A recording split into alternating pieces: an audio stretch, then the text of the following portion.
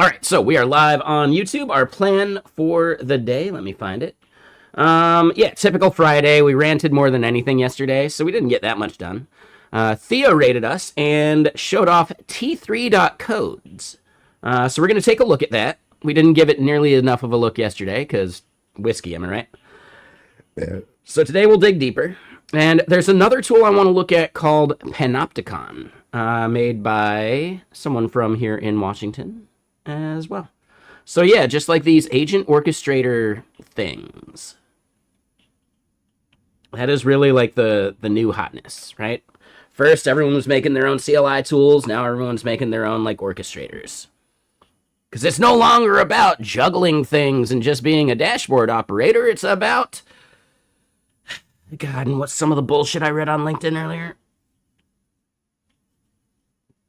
It's about letting these things be truly async agents and blah, blah, blah. Like all the BS about it, right?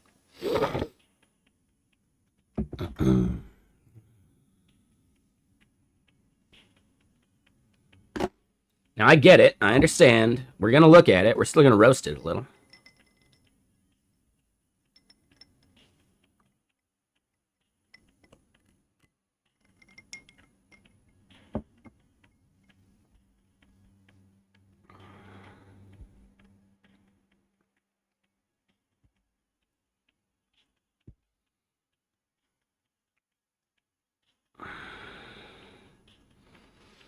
And yeah, LinkedIn has a lot of brain rot these days. I mean, LinkedIn's just as brain rotty as Twitter at this point, and vice versa. What does it do? What's it for?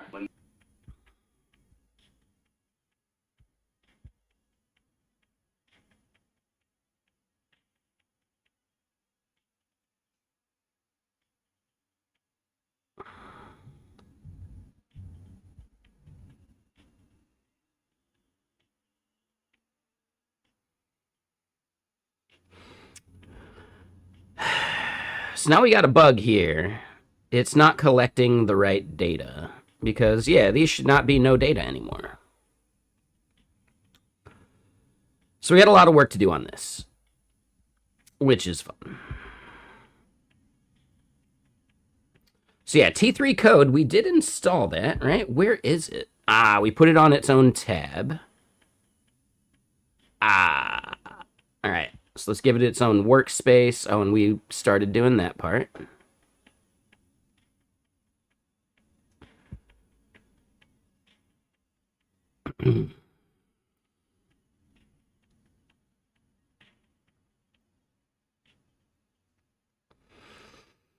I mean, I've considered they're hiring right now. You know, I'm not necessarily unhappy, but I am at the 2-year mark, and I believe I could get a boost in salary that they just wouldn't give me as a raise at GitKraken. So, like, I don't know. There's definitely, like, a thought. I did see the Petri dish playing Doom. Yeah. It now has eyes, but no mouth, and it must scream. How does it do that? Doom.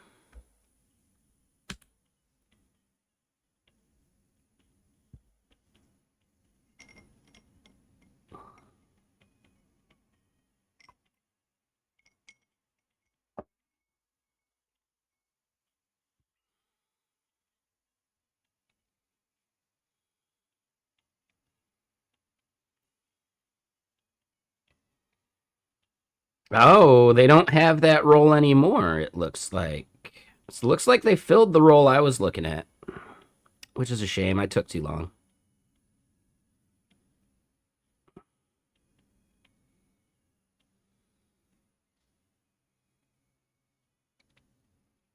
Oh, and they're all, like, Tel Aviv based.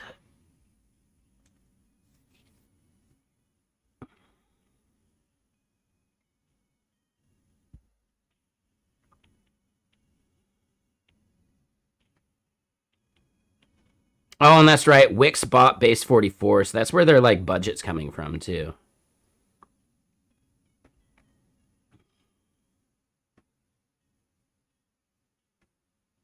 Yeah, Tel Aviv. So, yeah. I know they had a developer advocate role at one point that they were, like, looking for, like, content and stuff. But yeah, I missed that one.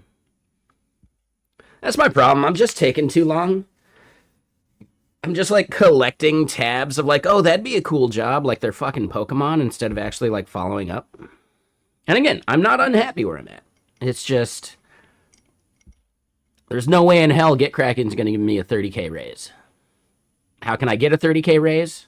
Another job.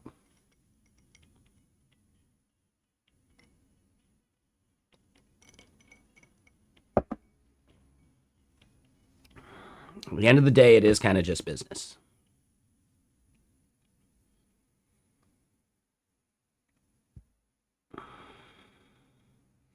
Absolutely, Alava. Yeah, because no company is going to give you a raise that you're worth. It just doesn't happen. Companies don't do that. They bank on like the sunk cost fallacy where people are like they're too lazy to apply to other jobs. Like there's a major sunk cost fallacy of people being like, "Well, I've already been here 2 years. It's a lot of work starting somewhere new. I like the people I work with, you know." Companies bank on that mentality and they purposely do not give reasonable raises otherwise, which just shoots them in the foot because if they gave reasonable raises,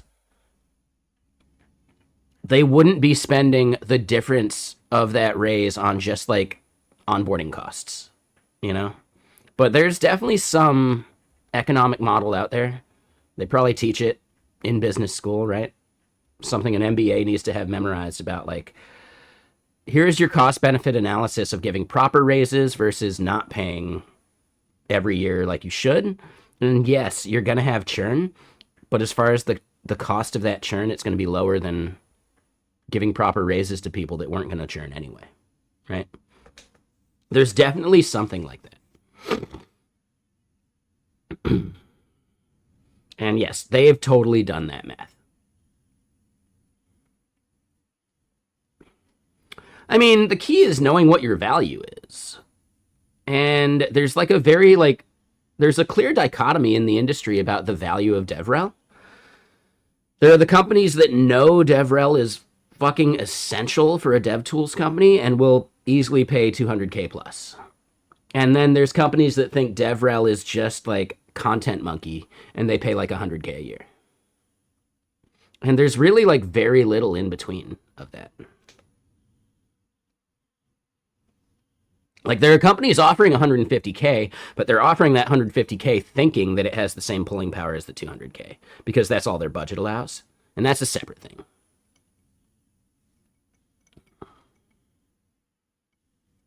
But it's really just like they know that you're an essential part of the business or you're just a cost center, right? And I find like, I think GitKraken is towards like the upper end of that spectrum, not the lower end. But it's just, there are definitely companies out there that are like, we're hiring a DevRel, and you look and it's like 100K a year. What the fuck? No, I get it, Footlong, but I don't live in the Bay Area. That's a huge fucking differentiator. That's a massive fucking differentiator.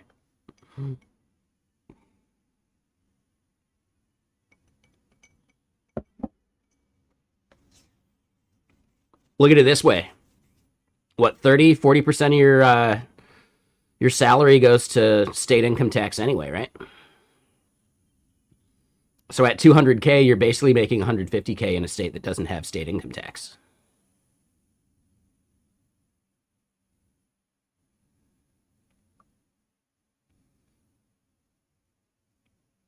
You don't have to say, but what is like the effective state income tax rate for someone making 200K a year in California? And I know you probably make more. I'm not asking you to dox any of that.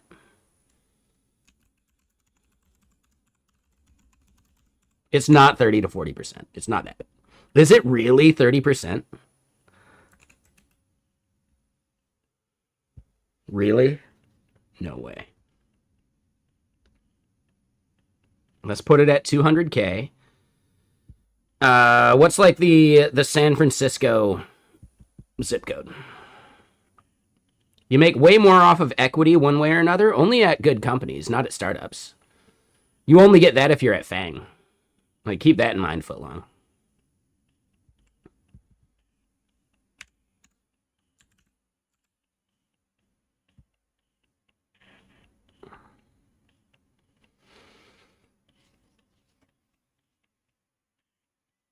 Yeah, see, so your effective tax rate total is like 34%.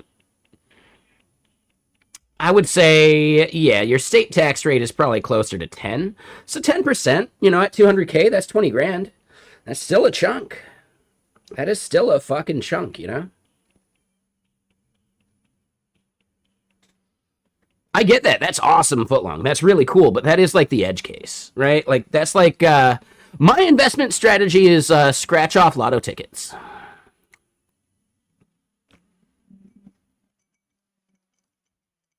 Every paycheck, 10% of my paycheck goes to scratch off lotto tickets.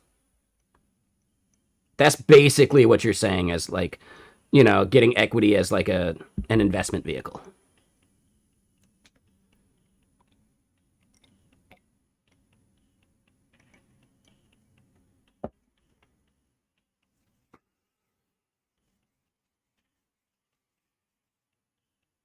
No, what I'm saying is, Footlong, you've been so goddamn lucky. That's amazing.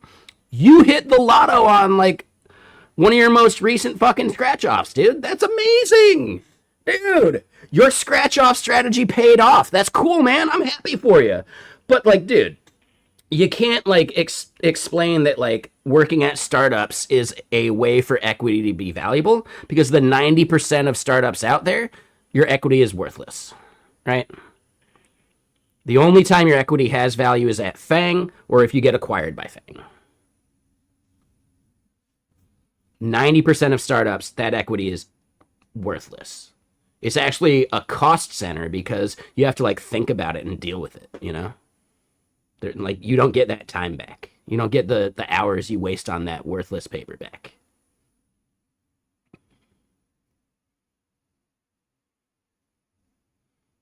I understand, Footlong. That's what I'm talking about. You got lucky to get into that 10%, man. But I would really say do consider that luck.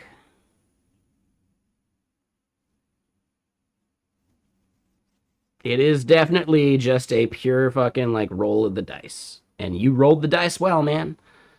But there's no skill to rolling at the craps table. There is luck and skill. There is basically no skill to rolling dice at the craps table.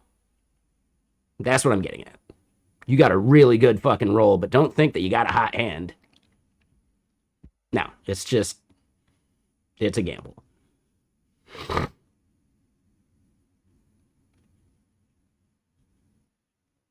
I know you're not gambling like that consciously, but the odds of a startup's equity hitting and becoming valuable, it is a gamble. That's what I'm saying. You may not be rolling the dice yourself, but you are still rolling the dice in some way or another, expecting equity to have value at a startup. That's the point I'm trying to make. That's all, man. That's it. I think you're reading into it too far. I think you're taking offense at it. I don't know, man. Don't.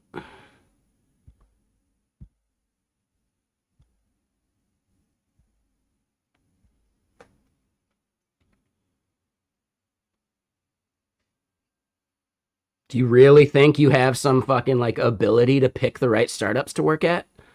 And it's not a gamble? It's like just a matter of fucking inevitability? If so, I would question your god complex at that point.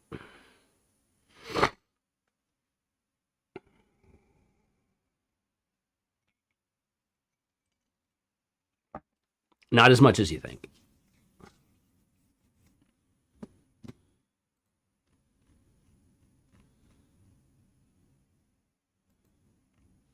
Take it easy, Lavo. I really don't think it's as much influence as you think. That's all. We can simply disagree on the amount of influence you think you have as a founding engineer.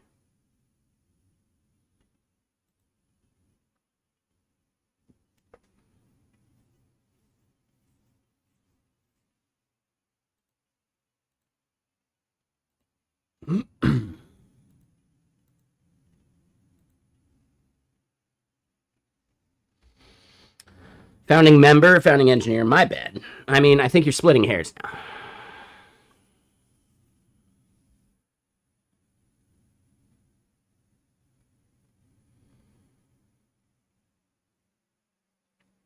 So, senior vice president of engineering, but you're not an engineer. What? Come on, that's still engineering, dude.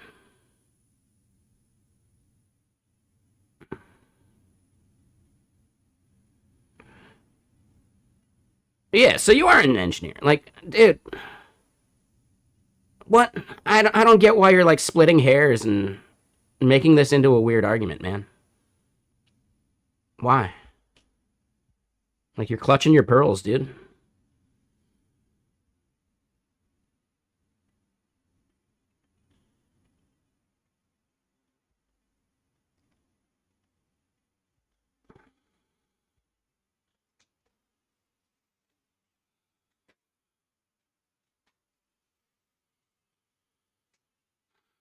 Mm hmm.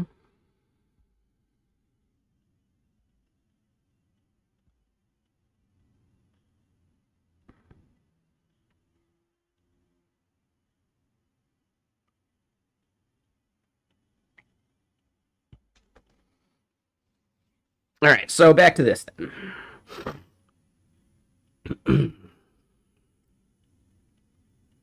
So, what did we have this actually do?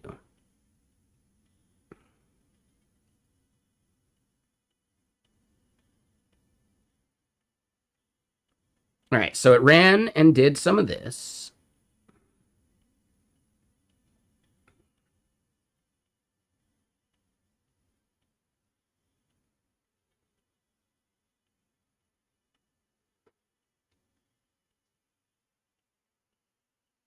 What's up, Rathos? How you doing? We have a today command.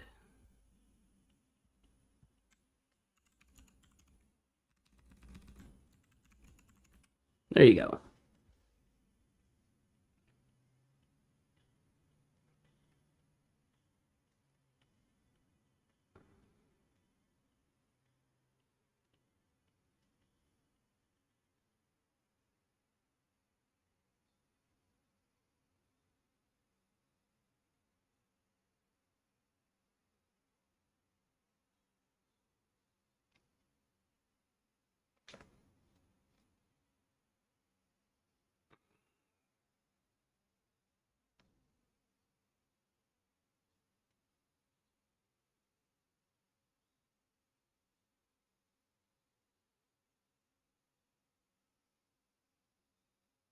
All right.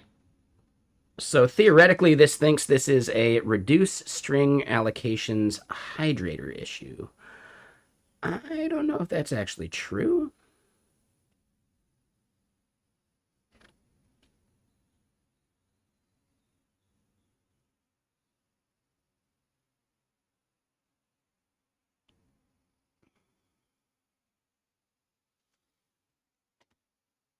Let me get another album going.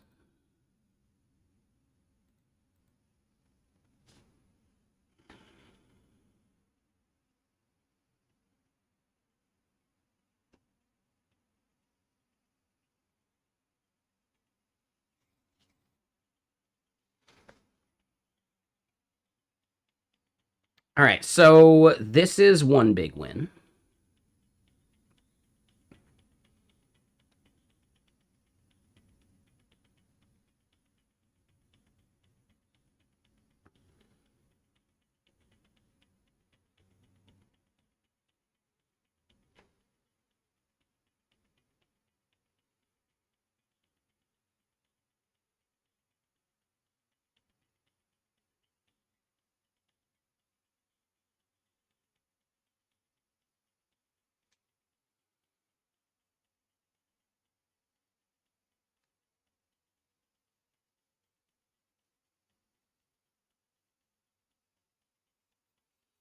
Okay.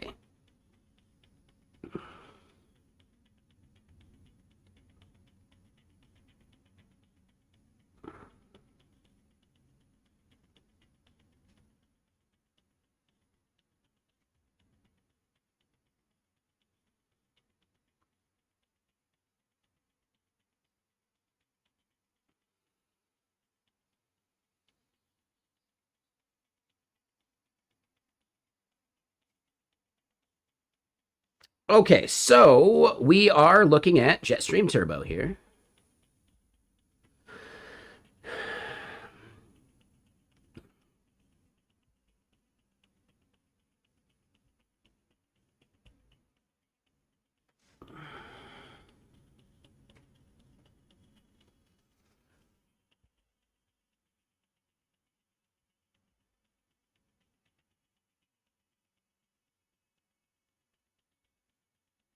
Okay, so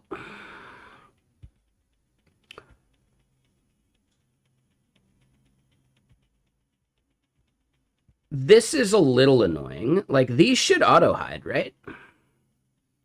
So we're kind of just evaluating it from a usage perspective. What do we like and dislike, you know? And yeah, I think this whole like plan thing here, this not going away or having any way to hide it, I think is a little annoying.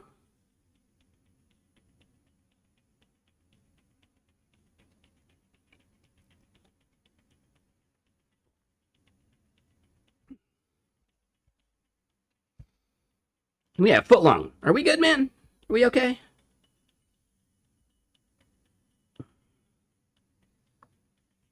Just want to make sure.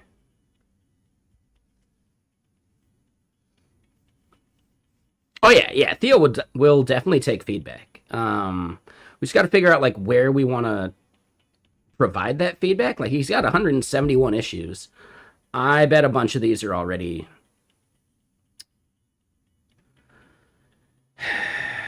I bet a bunch of the stuff is already in here. Let's try this. Plan. Cannot dismiss the plan overlay. Can we just like upvote it?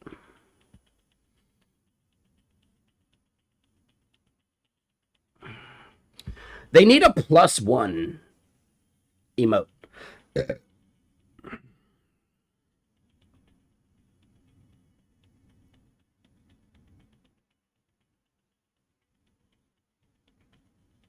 Yeah, so this person definitely has the same issue.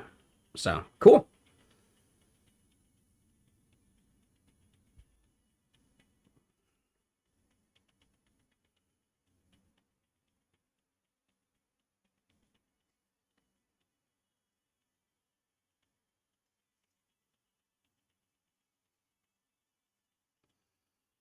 About the social media game? I don't know, man. It's not like I'm successful at it, so I don't think I have good takes. No, I'm not sure.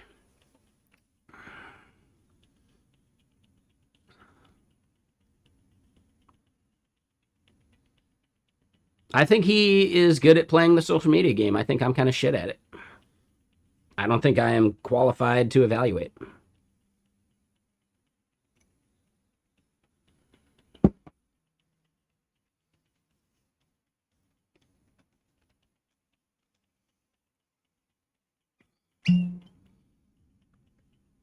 I mean, how many of y'all muted me?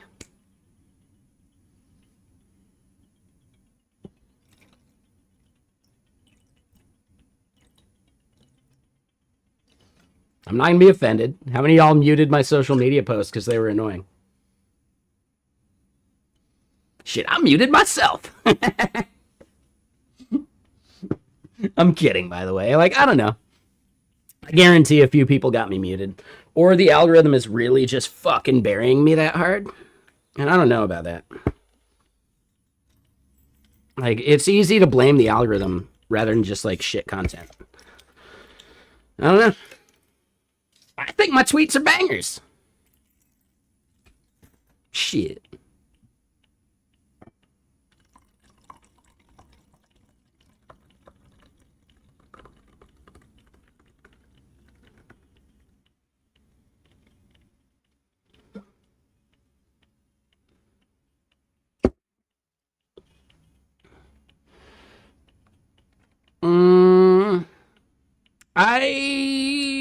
I think I disagree. I'd love it if my tweets made it bigger. That'd be amazing. Are you kidding me? Why wouldn't I want that?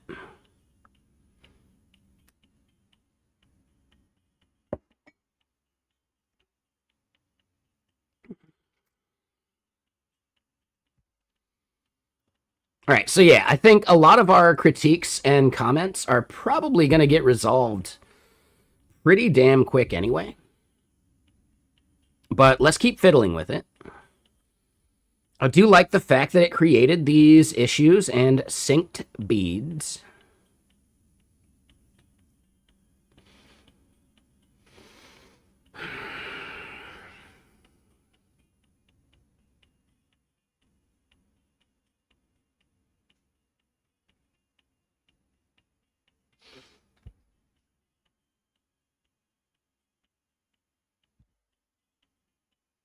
All right, we'll update. Looks like I was missing something.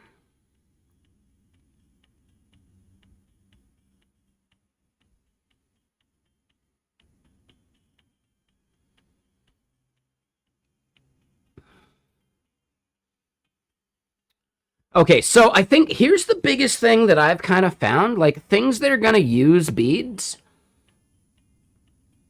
Let me put it this way, is beads just because I have some stuff in my Agents MD? I think that's it. Not enough of these tools have an integration with the beads platform, I guess, that I kind of find that annoying.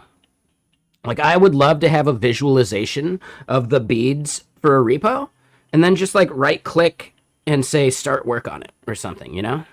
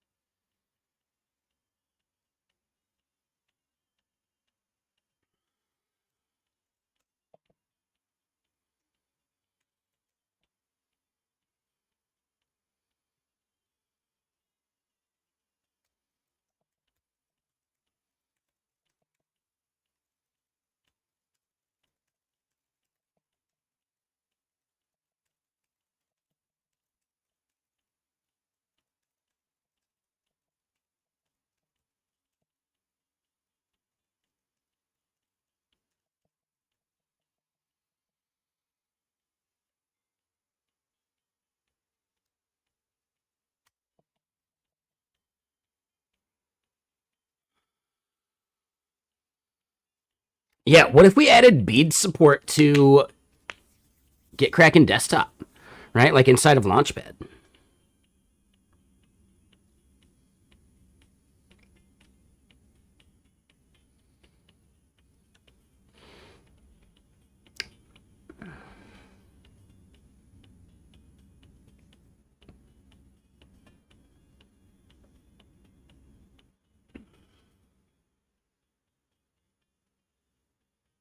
Oh, and hold on. Let me look this up. Coworkers always have some fun stuff. What is malice.sh?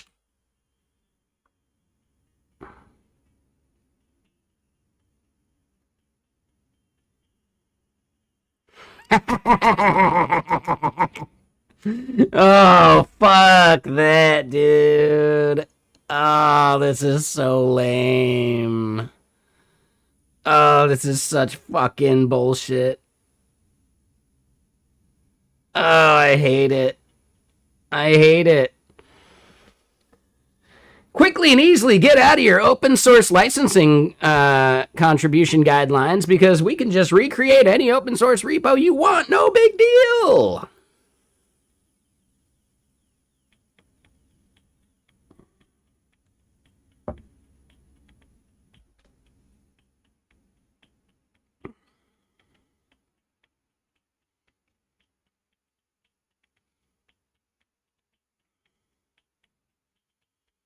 Using the Malice Corp 0 license. Please tell me this is a joke.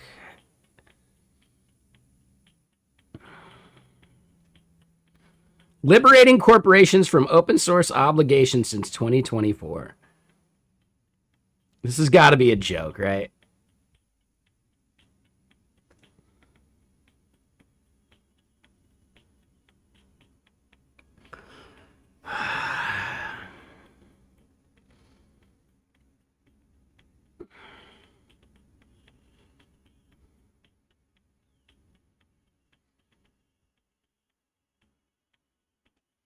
If any of our liberated code is found to infringe on the original license, we'll provide a full refund and relocate our corporate headquarters to international waters. This has never happened because it legally cannot happen. Trust us. Dude, this is fucking good, actually. Trusted by industry leaders who prefer to remain anonymous, redacted, under NDA, confidential, classified, see legal. The former CTO of Definitely Real Corp.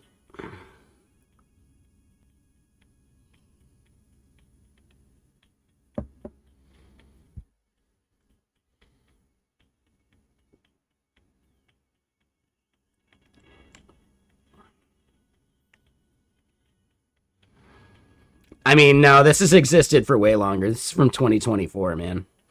Nah, this is old.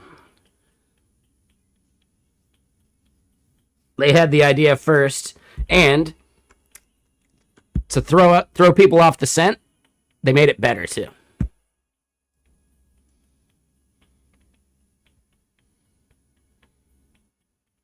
What's that quote? Hold on, there's a Bill Hicks quote about Dennis Leary stealing jokes.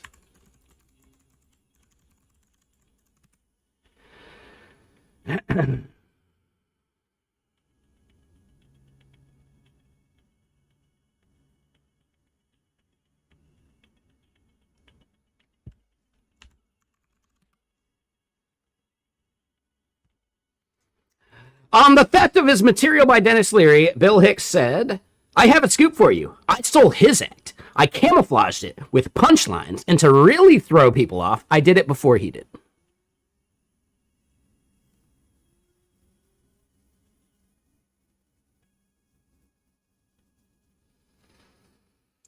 See, I stole Dennis Leary's content, but I camouflaged it by making it funny.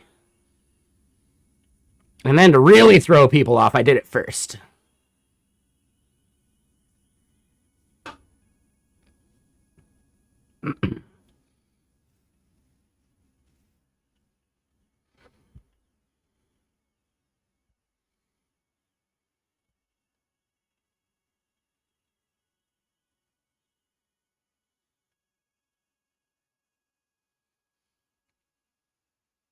All right, anyway, back to what we're doing. So yeah, like a way to visualize the beads would be really cool.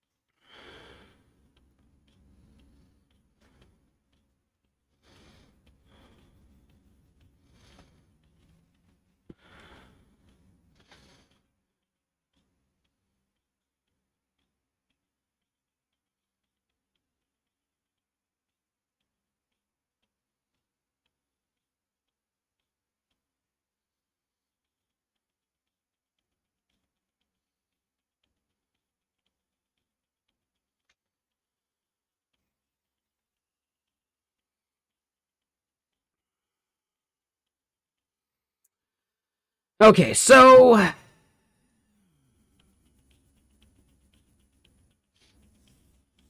what does add action do?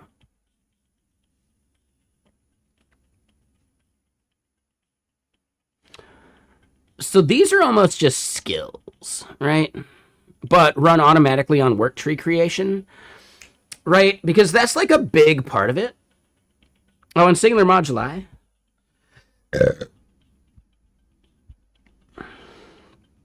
Dickles Worthstone. Or maybe it's Dickless. Everything was going fine until Dickless turned off the power grid. Is this true? Yes, Your Honor, it is true. This man has no dick. Well, that's what I heard.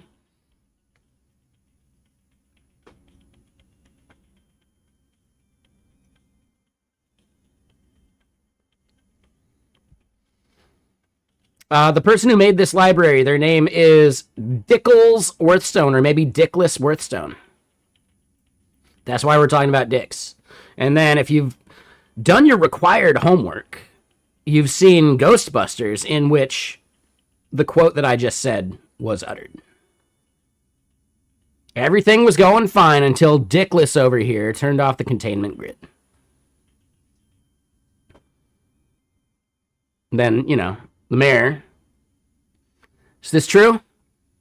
Yes, Your Honor, it is true.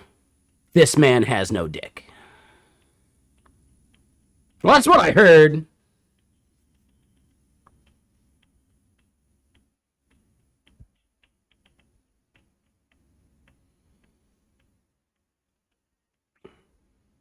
Mr. Mayor, I don't know what to tell you. I'm just a simple man. But in the 3 months I've been working with these guys, I have seen some shit that will turn you white. Said by the only black man in the room. Like, that's a funny joke, okay? If people aren't aware, Ernie Hudson was not the first choice for Winston. They actually wanted Eddie Murphy. And I think Eddie Murphy would have fucking nailed that delivery as well.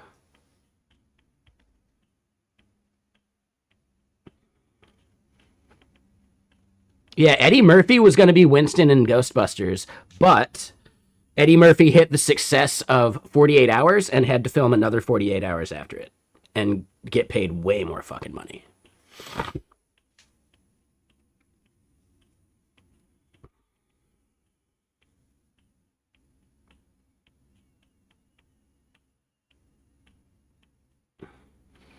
Bustin', bustin', bustin', bustin'. That's the one you're talking about, right, Alava?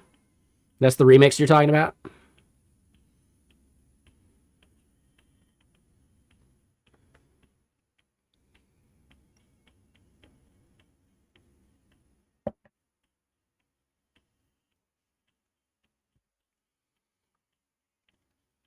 So, Alavo, here's one little bit of trivia.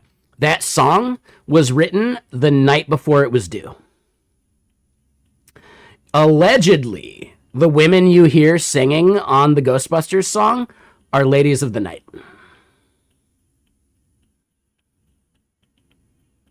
Prostitutes, if you're not aware of the phrase. Allegedly.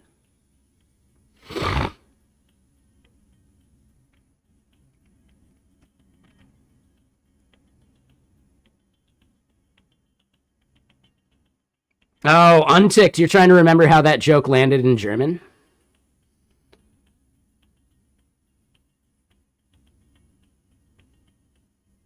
I'm sure it worked fine. Right? Like, no matter what, you're just like, until whatever name I call this person. And then afterwards, is this true? Yes, Your Honor, it's true. That thing about this person is true. Or that's what I heard, you know? So I feel like that joke could work cross-language and cross-culture with just a little bit of a change.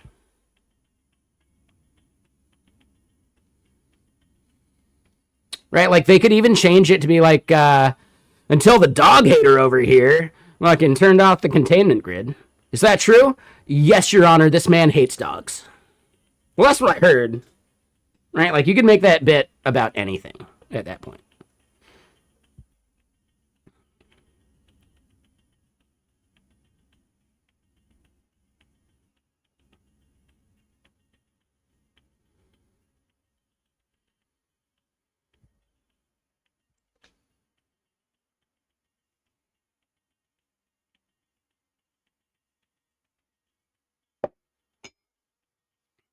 All right, so I see this. This is like a terminal interface for the Beads issue tracker, though. And I don't know. I don't think a terminal interface is necessary. Because it's an important joke, Moduli. All right, take it easy. Obviously, because it was necessary.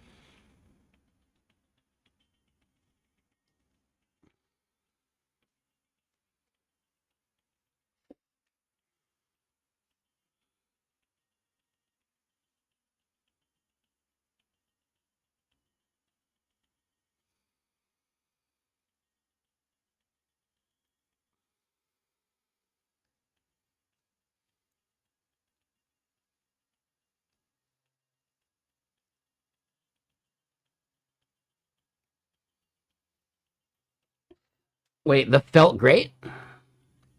I don't remember the felt great one.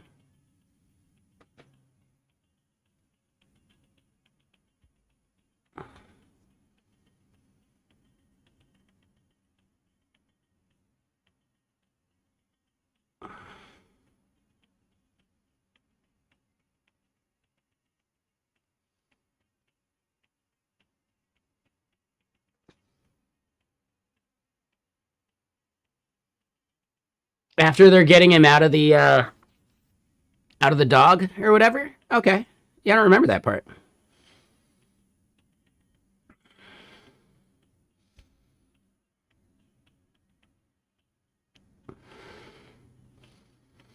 Have I ever tried Budabase or Spotify's Backstage or Portainer? I'm not even sure what those are, Omar. And then, yeah, Olavo. Did I watch the new Anaconda movie? You watched it in theaters? Yeah, I didn't care for the first. I don't think I'd enjoy the new one. Is the new one like a joke, at least? It is. Yeah, it's definitely a joke. Okay, so I could actually see this being more entertaining than the original.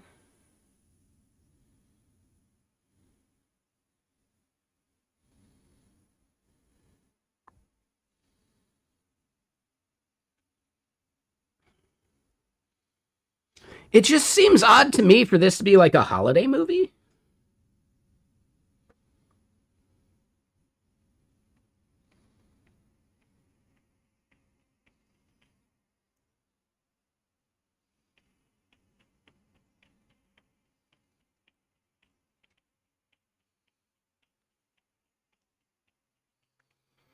Oh, part of the premise is they're making a movie.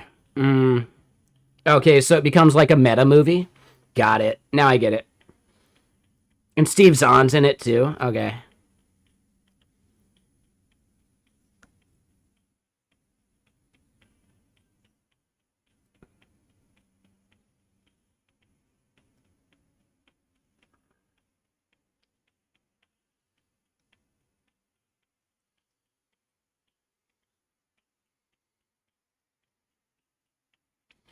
I do like the meta movie premise.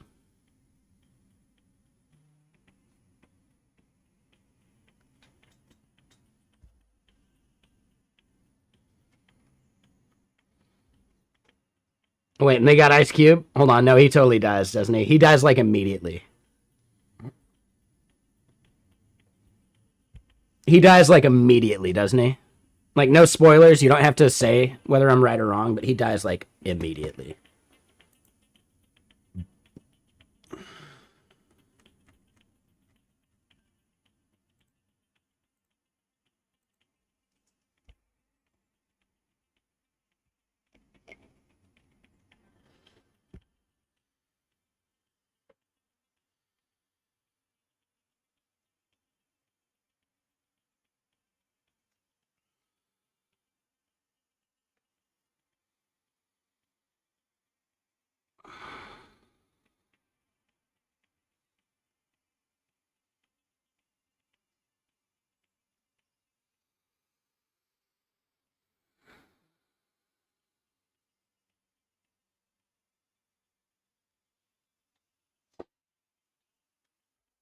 All right, so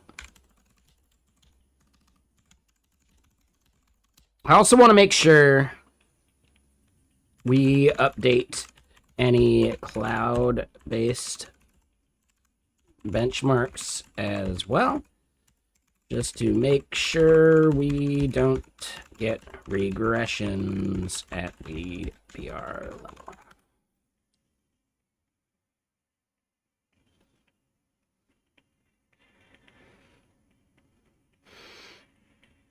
I will say, Scrappy and Unticked and all y'all, please, English only. I just want to make sure everyone's on the same page. And Munich, you mean Munchin?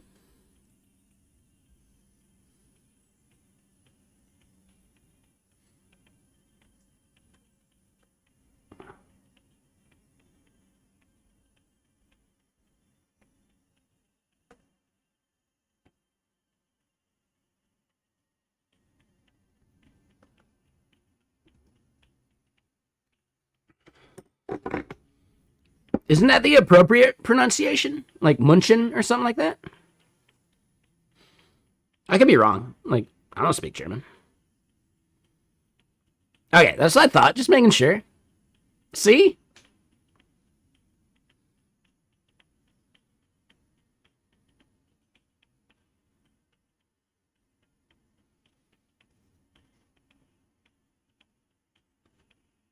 The home of Schnitzel?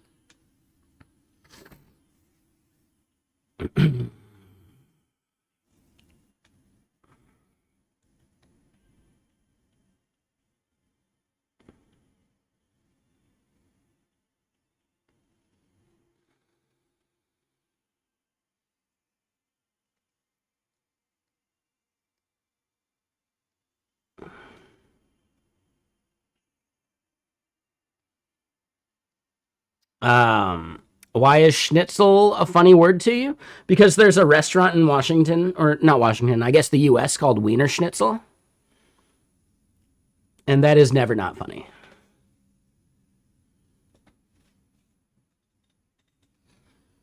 I think they have them here in Washington. I know they're like, I think they're a West Coast thing.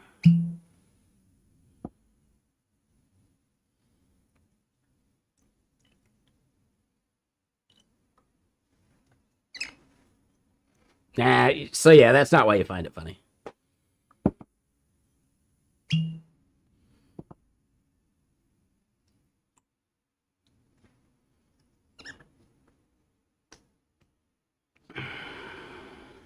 They've got your vote if you ever saw one end up in Atlanta. Yeah, sure, I bet. I don't know if I've ever eaten at one, actually.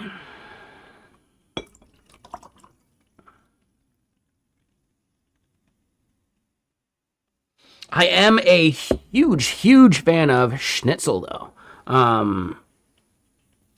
Right, like, not the Wiener Schnitzel style, but like, man, I've got pork and beef, and I would love to just like run it through like a tenderizer of some kind. And then just bread it and deep fry it and call it good. It's basically chicken fried steak, right? But you do it with pork most of the time, I think.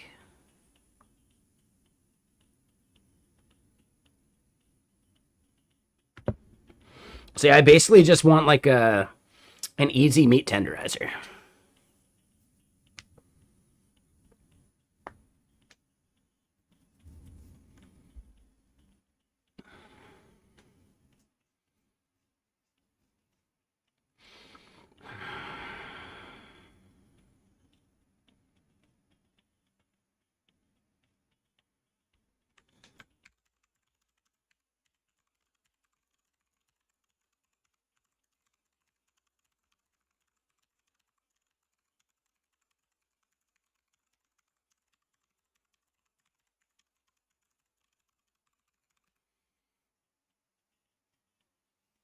Schnitzel pork. It wasn't great. Wait, really, Moshiko?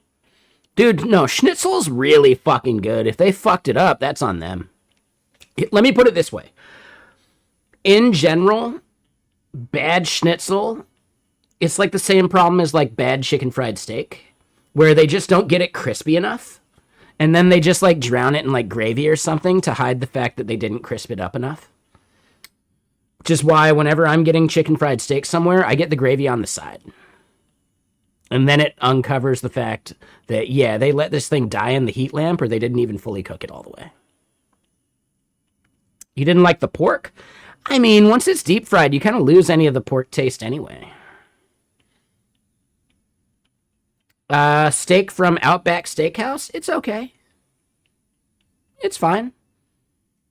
If anything, Outback is consistently good because they have like a set of like rules and criteria. But you're not going to get like some of the more epic side dishes, right? Right? Like anything besides the steak ends up being microwaved at a lot of Outbacks.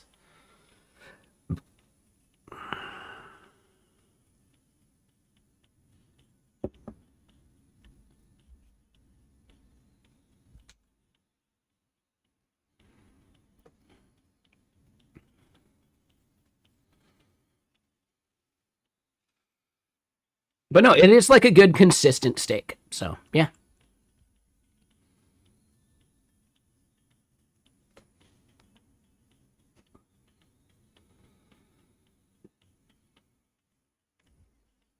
Alavo, that's how most restaurants actually work. Like you have your busser, they're the one that takes you to the table. Or actually, no, the host is the one that gives you your menus, takes you to the table. The busser is the one that cleans up the table afterwards. The bartender is the one that handles like all the drinks. Right? And then the waitress or waiter just takes the drinks from the bartender.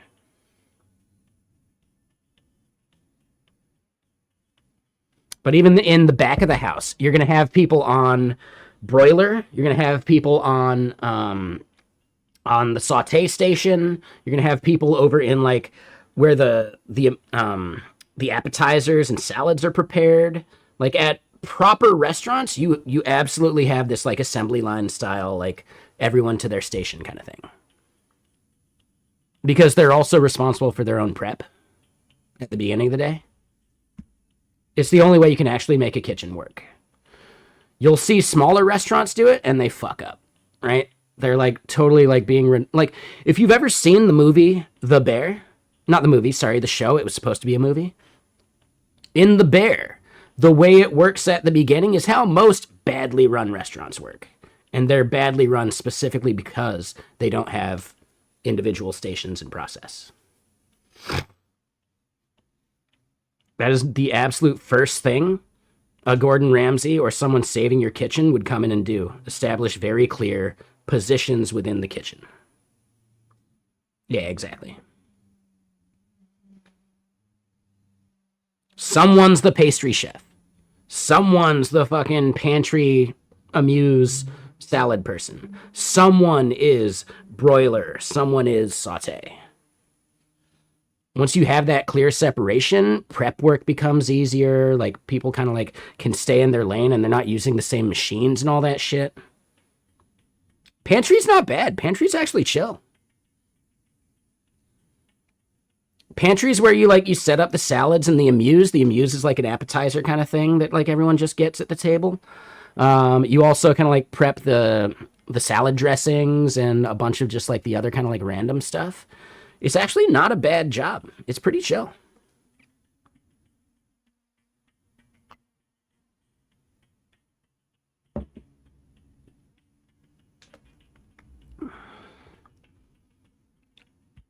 Okay.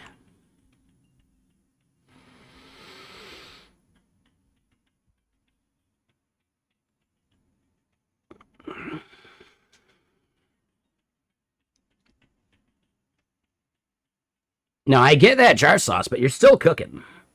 You are still cooking. You're maybe not like on the broiler or the saute station, but you still have like at least a little mini station for a bunch of the things. Like it'll be ad hoc, it'll change as the amuse changes, but it can be quite fun, man. The best part is that the amuse changes every day. So it's this like new thing you got to do each time.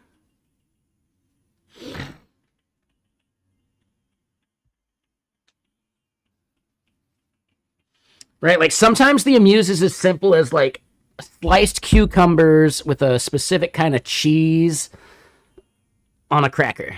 And that's it, right? Each person gets their one. And it's just like, set the palate or whatever to prep you for like whatever's on special that day kind of thing.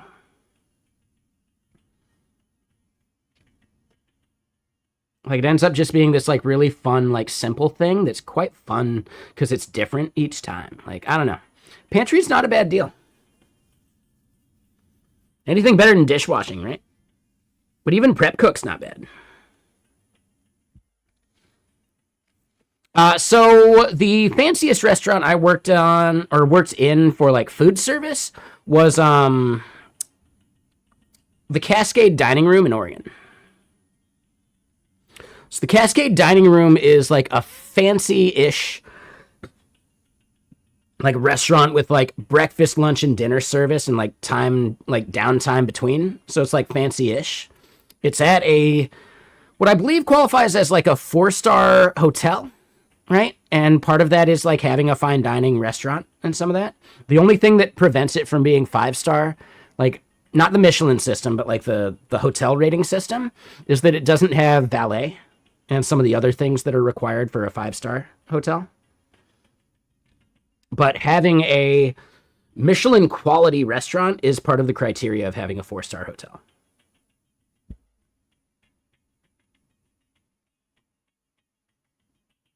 Whether they've won or not doesn't matter. It needs to be just like fine dining. So yes, I've worked in fine dining.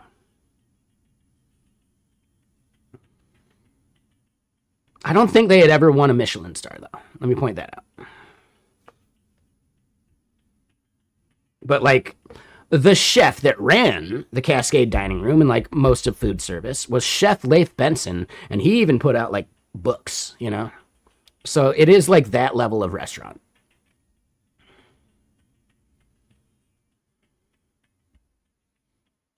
I believe he's no longer there. He may have even passed away since then, but super cool dude. He's the one that gave me my first job at Timberline in the pantry because they needed someone like ASAP.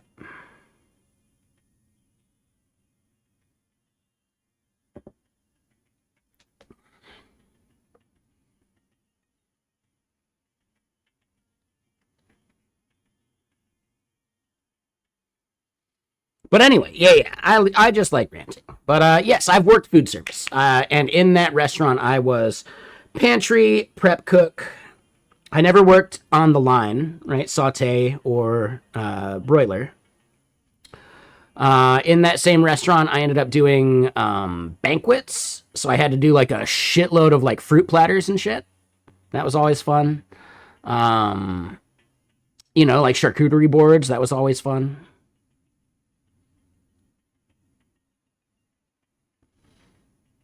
I'm trying to think. I worked dishwasher in that same restaurant. Eventually, I got into banquets, not as like a banquet chef, like the prep work, but instead just like, working banquets as like a server. And then, I did a bunch of food service in like a bunch of other restaurants, but I never worked food service in the Cascade Dining Room. Wait, I've worked all over food service. I've done bartending at weddings. I've done, wedding like setup and tear down and serving and blah, blah, blah. I've been a busser at like a brew pub. Like, I don't know. I've done a lot of like food service, and I really do thank being a snowboard bum for that because it gives you perspective. You do recognize that, like, dude, you could survive doing anything, but it's so much nicer working in tech and not even like worrying about surviving anymore.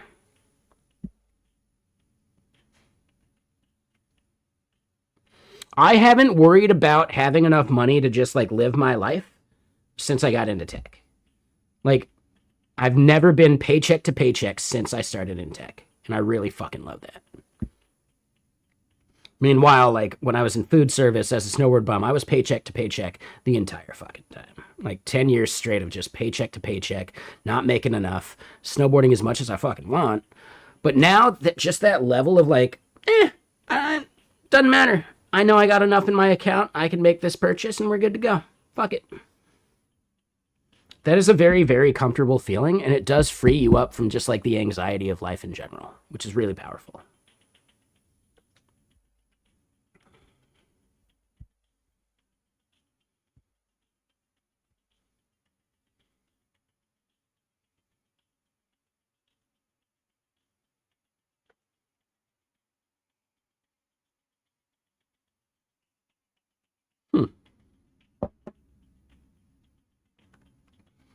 All right, well, now I actually do wonder, are Footlong and I okay?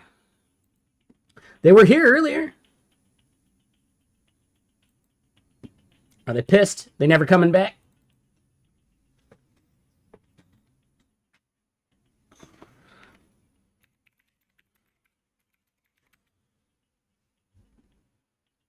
Nah, they'll be back. It's fine.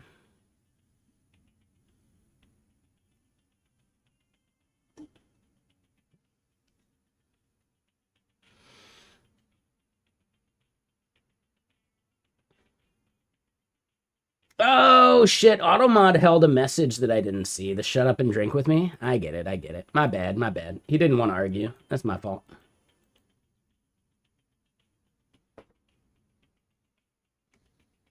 Wait, what channel am I lurking right now?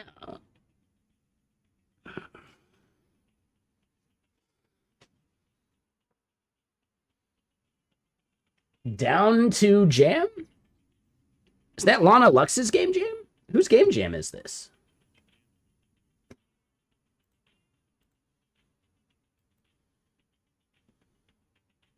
Yeah, I don't know. Cole Slosky. That's where the raid chain went yesterday. I don't know. No idea. Anyway, let's keep going. Ad starts in. We'll snooze that, and let's look. So let me catch back up. I make you want to get a job in a kitchen because you've never maintained a job for more than 1 year. Max you did was 4 months. I get that. That makes sense. That's something that you should probably work on.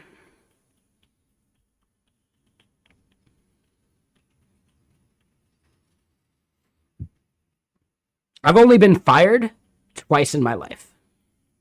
One was a job at Target that I decided just to like stop showing up to. And the other was Symmetra because they didn't want me streaming during business hours. Technically, the Target one was I decided to go to Mount Hood, and I got a job at Mount Hood, and I just didn't tell Target that I wasn't coming back. So that, I don't even know if that counts. I assume they terminated me, but it wasn't for performance. Yeah, exactly, FaZe. Yeah, I got my first job at Mount Hood that summer. Drove down, talked to Chef Leif Benson, the one I was talking about. They needed someone that week, and boom, I had a job that week. I was living in my car. It was fan-fucking-tastic. It was the best. But yeah. So I don't know if I even count the Target job. Like, yeah, I'm sure they fired me, but like, dude, I left before they could. Let me put it that way. And then, yeah, the only other one was Symmetra because I had a shit boss that wanted me to be a butt-in seat from 9 to 5. And I told him no. No. I'm going to need you to stop streaming during business hours. No. And that was that. Like, it was just that simple. No. Well, all right.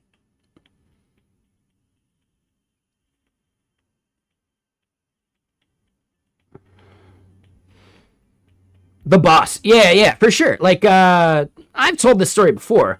Me and at least 2 other, I think 3 other senior engineers left that team because of that boss. Like, for different reasons, but yeah. Me and at least 2 other senior engineers left that team because of that boss. One of them ended up going back to that team after that boss had left, but the other one, gone forever. Right? Like, people don't quit companies, they quit bosses.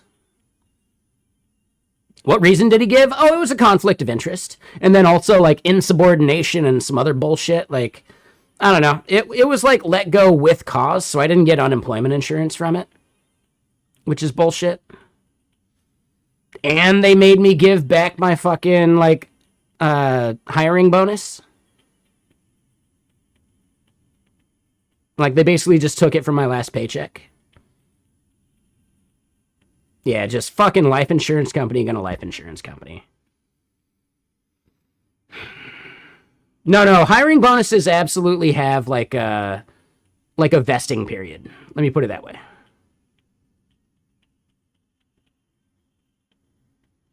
I was streaming before I started that job, and I had technically, like, worked at that company for, like, 8 months before starting, like, the official role, because they hired me out from, like, the agency I worked at the time, too. So technically, I'd been there way over a year, like 18 months, easily. But the hiring bonus was when I officially became a full-time employee kind of thing. And here's the thing, during the 8 months that I was a contractor, they couldn't tell me when I had to work or not. And then when I started full-time, I just didn't change anything.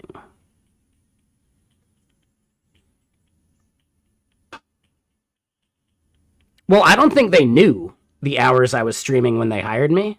So that's the thing, right? There wasn't some expectation because they didn't know I was streaming the hours I was streaming, because it's not their problem, because I was a contractor and they can't dictate the hours I work. There's a really, like, big power shift in, like, what contractors can do and say. Contractors can dictate their work hours, no problem. The moment I became a full-time employee, that's when they could say what I do from 9 to 5. But all of that ignores the fact that we launched the entire platform operating the way I had been operating for 18 months, you know? So it's just bad management, right? Like, here's where it went maybe wrong. They asked me how long I'd been doing it, and I refused to say, because I think they would have, like, shitty life insurance company, I think they would have tried to claw back part of my salary based on that. So I just simply shut up and didn't say anything. But the fact of the matter is, I was working that same exact fucking schedule the entire time we launched, and we only launched because I was keeping that schedule and I was getting shit done. But bad manager is gonna bad manager. I know, yeah, it's a little redundant. I could have just said life insurance company and the shitty part's implied. I get it. You know, I get it.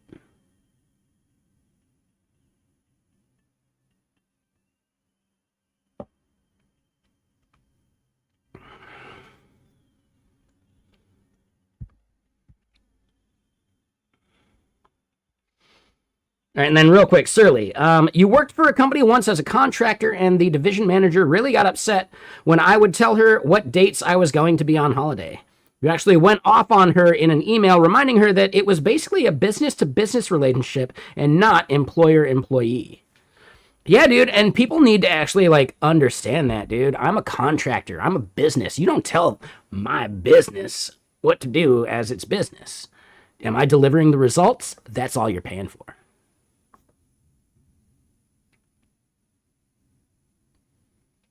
That's all you're fucking paying for. We have not decided on T3 yet. We're still kind of like, it's a Saturday, just like yesterday was a Friday, so like there's a lot of just like bullshitting and chatting. The main thing is like I want a way to like manage beads, but I don't think T3 codes is actually like that integrated with beads. I think that's just my agents.md kicking in. But, and this is my favorite part, T3.codes at least makes sure that my agents.md context is actually being followed. And that is something that a bunch of these like orchestrators have not done yet. So yeah, I would say T3 maybe doesn't have any explicit connection with beads, but that's actually kind of what I'm looking for. I'm looking for a tool that has like the beads interface, you know?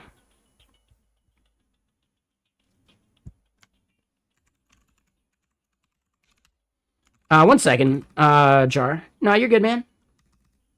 You're good. Sorry, I'm going to give you, like, link permissions, and then I'll just read what you said, because I can do it. So you cannot get cursor to follow your agents.md. It fucking exactly, dude. So many of these tools do not listen to the agents.md. It's like 50-50 whether open code's going to. Right? And it's not even the model's problem anymore because it's really the harness that needs to be reading this shit. So, like, yeah, even like my favorite harness is 50-50 on whether like the beads shit's actually going to happen. And I really do think maybe the model does dictate that sometimes, which I find even more interesting.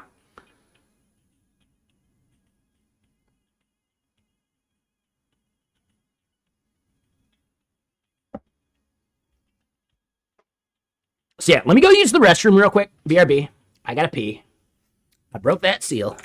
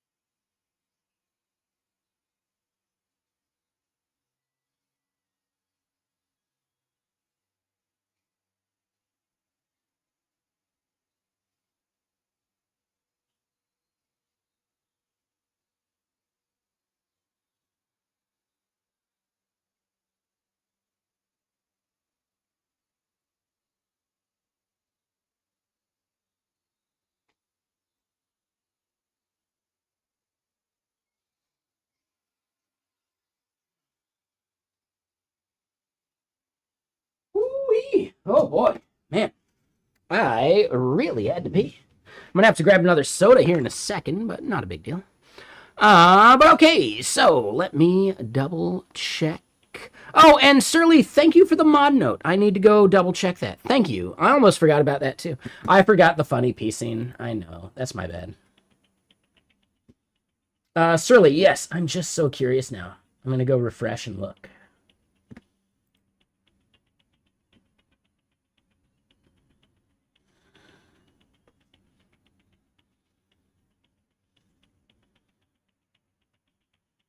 Okay, yep. Thank you so much. Yeah. So we can keep Tigernaut banned forever. Yeah, for sure, dude. Forever. You know, Sandlot style.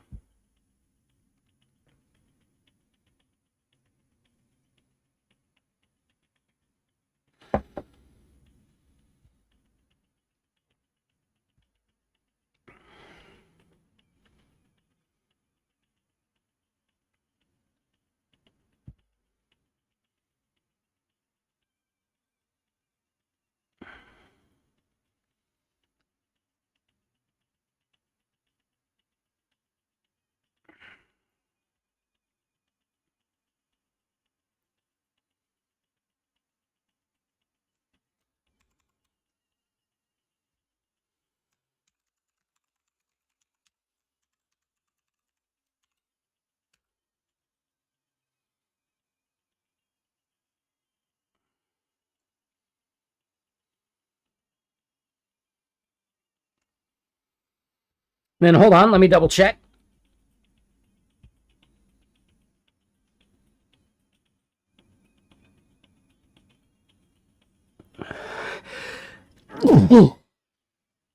And Jartsloss, you're talking about like the tool not looking at your agent's MD, so it switches back to like inline bullshit. Yep. And then you ban them in about 18 other streams. Damn, Surly, you're not just a mod, you're like the mod.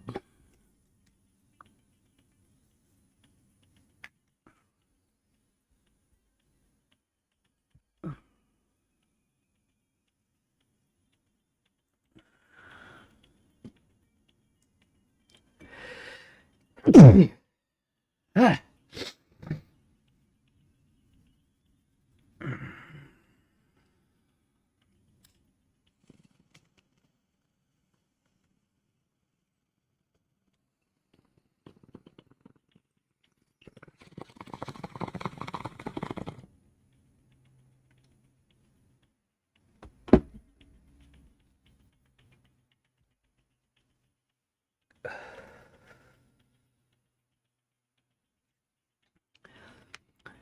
Alavo? Yeah. Nightshade's a chill dude. I want to say like this and Primogen is like one of the earliest like channels he was a mod of, but now he's a mod basically fucking everywhere. I was gonna laugh if he was here right now and he had his mod badge. That would have been fucking cool. And Jar Sauce, what did you miss? You had an ad for a shitty life insurance company. Was it Sumitomo? Was it Symmetra?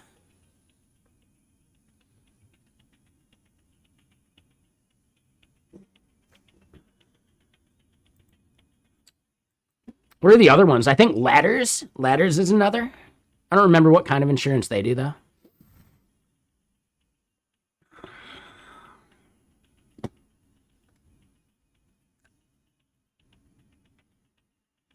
You modded Nightshade, dude, just because it was weird seeing him without a badge. I get it, Nightshade. Or I get it there, Sergeant. Yeah, that makes sense, man. New York Life. Oh, yeah, that sounds really shitty. Fuck that. But okay, so hold on. I do need to go grab some ice cubes and another soda.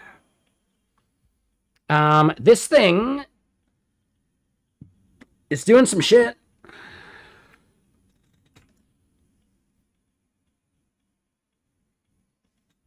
Oh, hold on.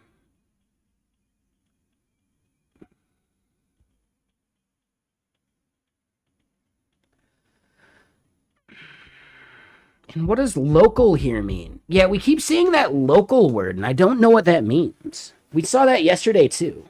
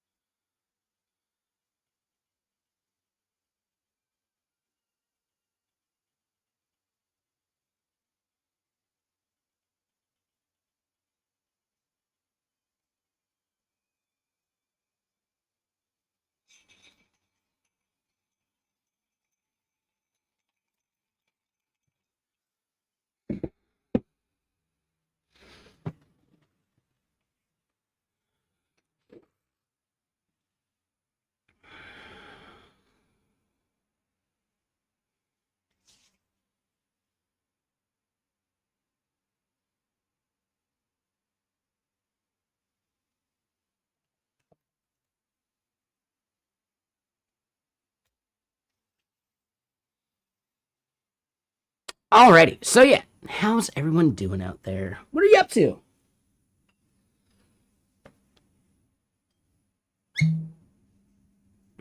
Discord moved towards censorship? Wasn't it just because they're like masking the fact that they leaked a bunch of data and now they're not sure who's who and now they need to like verify account ownership? Isn't this just a move because they fucked up? I don't think it's a move towards like full on like censorship and fucking authoritarian bullshit. I think they're actually just trying to make sure the right people have access to the right accounts because they leaked the keys to the kingdom, you know?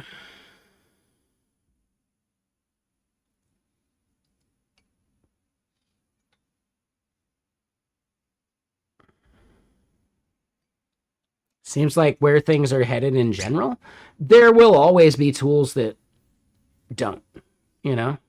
It's always been that way.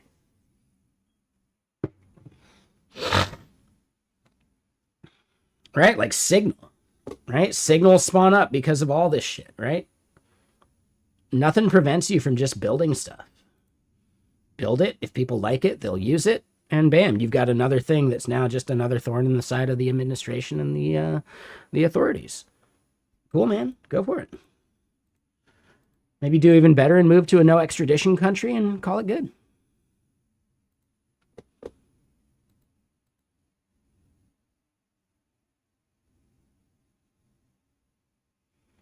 creds on the blockchain, but then who controls the blockchain? Because all blockchains are inherently centralized anyway. Right? I know not by design, but by just in practice. Almost all blockchains become centrally focused in some way or another anyway. You mean state-run blockchains? I mean, why would state-run need a blockchain when they can just store it in a database? That's the point. Like, blockchain is actually just a really slow fucking database, but the point is that it's distributed in theory. In practice, it gets centralized anyway. No, I get that, jar sauce, but why wouldn't it just be a service? It doesn't need to be a blockchain. That's what I'm getting at. Like, it doesn't need to be a blockchain whatsoever. If you're going to centralize something, you might as well just do it as a database or a service, not a blockchain. Blockchain is extra overhead when you don't need it, if you're going to centralize things anyway.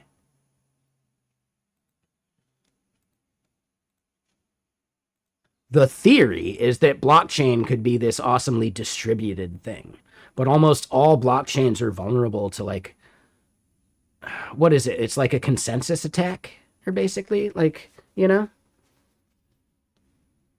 So yeah, like, once enough people control the things that verify the things, like, boom, yeah, you've lost authority over the system and it's no longer distributed anyway, right?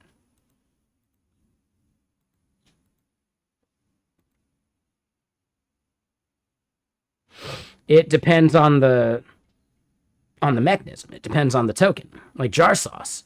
Look at some of the new tokens out there. The majority of like the new like tokens and currencies, 50% of that is still actually owned by the central bank, if you want to call it that, right? Which means that it's no longer this distributed thing. It has a central source of truth. Right? The majority of all tokens, besides Bitcoin, has like a single source of truth for all intents and purposes, right? Because they control that many of like the verifiers and other nodes.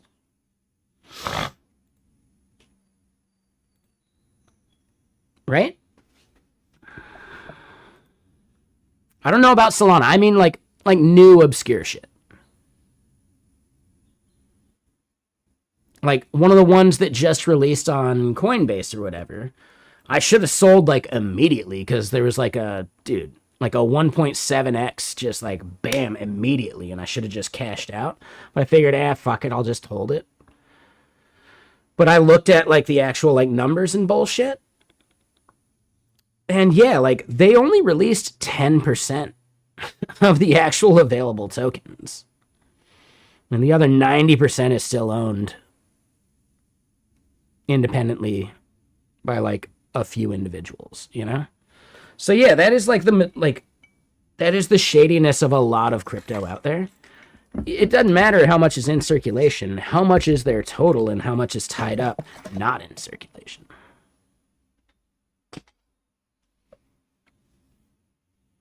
Yeah, but for anything like that, you would have had to sell off like immediately. Like it was always going to be a pump and dump, right? The key is that you'll never time it as well as they would have.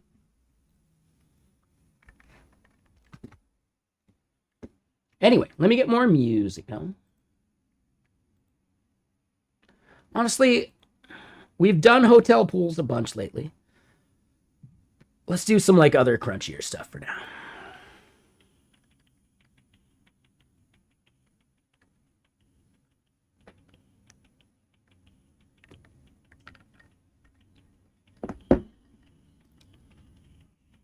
Do we think it ends up being the mechanism through which he like launders all the money that he stole while he's in office?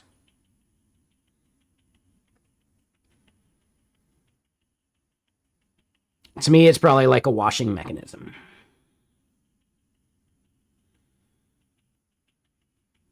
Right? Like money laundering style. But it's totally tanked in value, hasn't it, jar sauce? Like, that's what I'm getting at. Like, there was a massive spike, and then a bunch of people fucking sold off. and people made money off it. And now I think it's like sitting at like pennies on the dollar of what it was. It's still a mechanism in which like you can launder money though, right?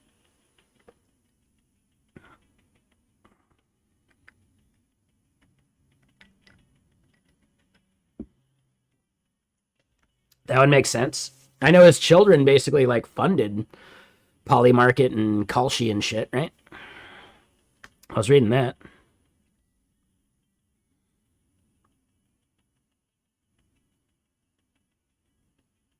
Yep.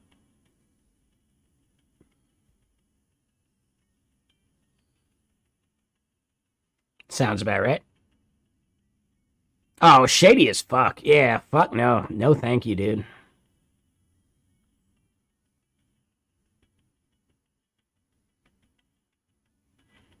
It is gambling. Like, it's literally gambling, but it's also easy to, like, manipulate through insider trading. Right? Like, the key to predictive markets is insider knowledge, right? I think one of the people who, like, coined the prediction market in general is quoted saying that, right? Again, I read this shit somewhere. I don't have a citation, though. So, sorry about that.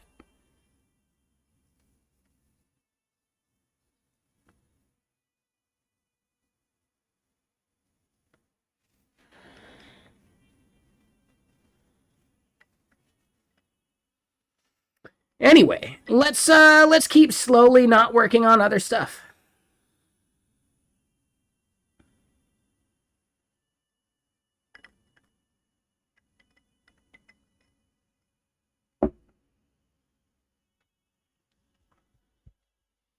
Hold on, real quick.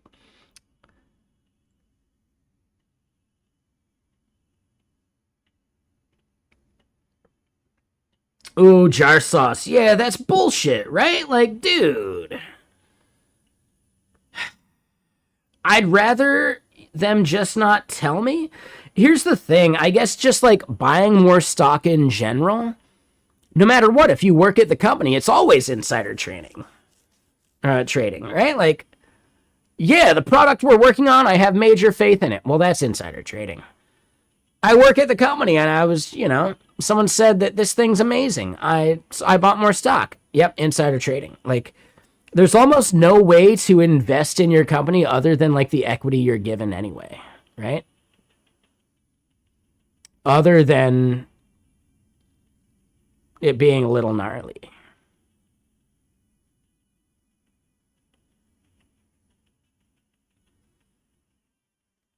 Right, I understand that, jar sauce, but like honestly, a lot of people here work on things that they just can't tell people about until we launch it, but they might still talk about it.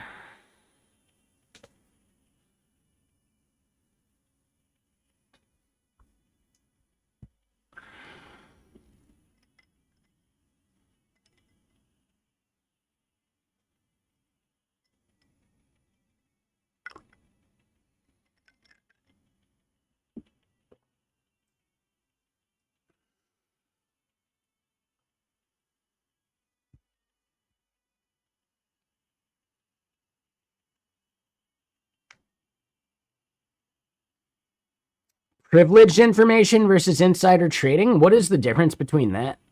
Like that, I don't even know. I'm not a lawyer. Fuck if I know, dude. No, and exactly, jar sauce. You haven't actually said anything either, and we don't even know what company you work for. Like none of this stuff is you culpable in any way. So yeah, don't worry about that, man.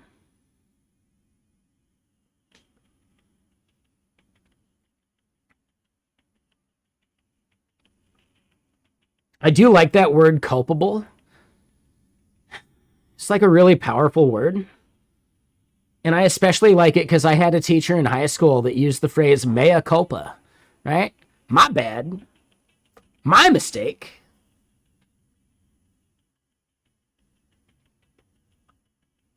So yeah, it's like fun to just like use that same like Latin, like culpable, like mea culpa.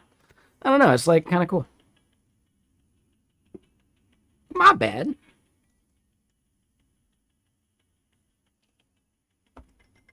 Is mea culpa legally translatable to owning responsibility for negligence or something, right?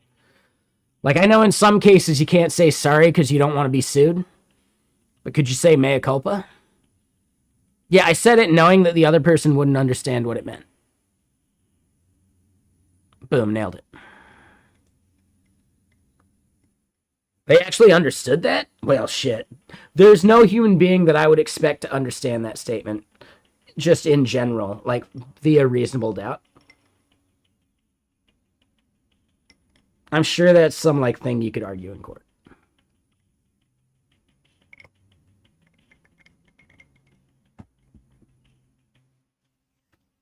All right, so if we're really like looking at this, we kicked off. This is the biggest thing. This is why I really like open code and things that run in the terminal, because I'm running in that directory. I fucking know it. There's no like work tree shit happening. There's nothing strange going on. It's just like this thing in this terminal, you know?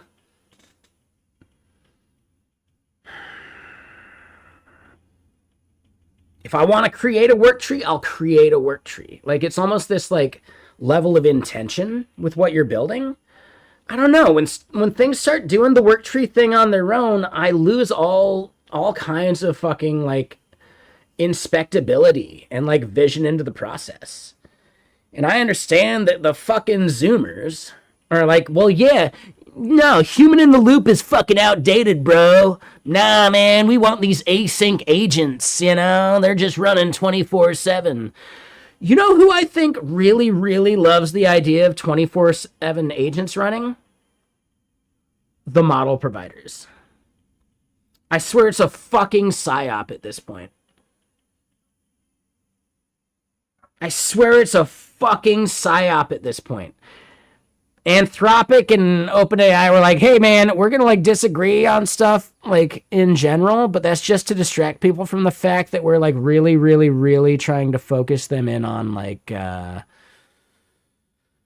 you know, not using the bullshit. So we're gonna disagree as some like fucking political theater, and then we're just like we're totally aligned in like the marketing promoting this idea of like 24/7 agents running. Could you imagine the amount of fucking tokens? Woo! Right? So then, Anthropic CEO and OpenAI CEO just sat there in a room and they flipped a coin and decided, well, who's going to be the bad guy on this one? Who's going to get the political clout versus who's going to, like, have a bunch of subscriptions canceled? Ding, ding, ding, ding, ding. Coin flips in the air. Boom. Fuck, said Sam Altman. Like, right? But they're both winning because of the other agreement. The idea that 24/7 agentic coding workers is the future. Ooh, they both win so fucking big. They both win so goddamn big if that becomes the future, that it's worth one of them taking a little bit of a hit. Well, hey, come on, OpenAI, you just got that funding round. You can weather like a PR storm.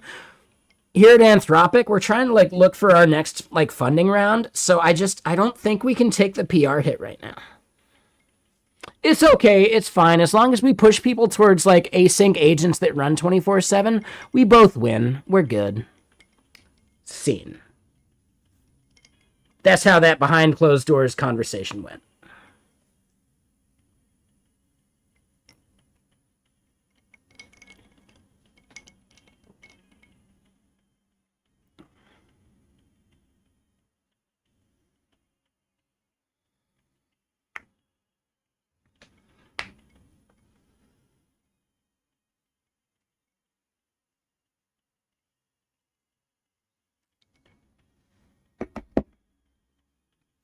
Am I wrong? Like, come on.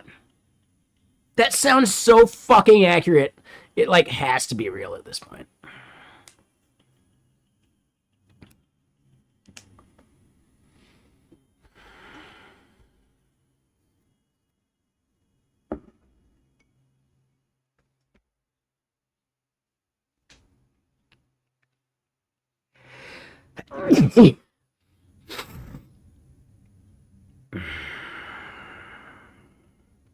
Woo!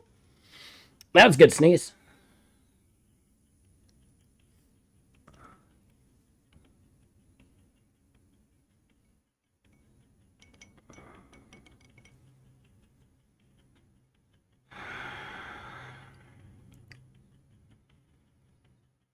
Showcase what? I sneezed so hard, I think I, like, reset my memory like an Etch-a-Sketch kind of thing.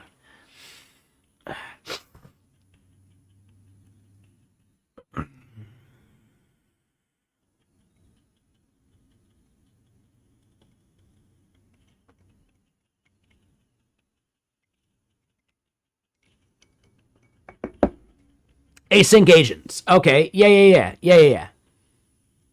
Don't they showcase that? They do. Yeah, like that's what they're pushing us towards. For sure, Ethan. Yep, 100%.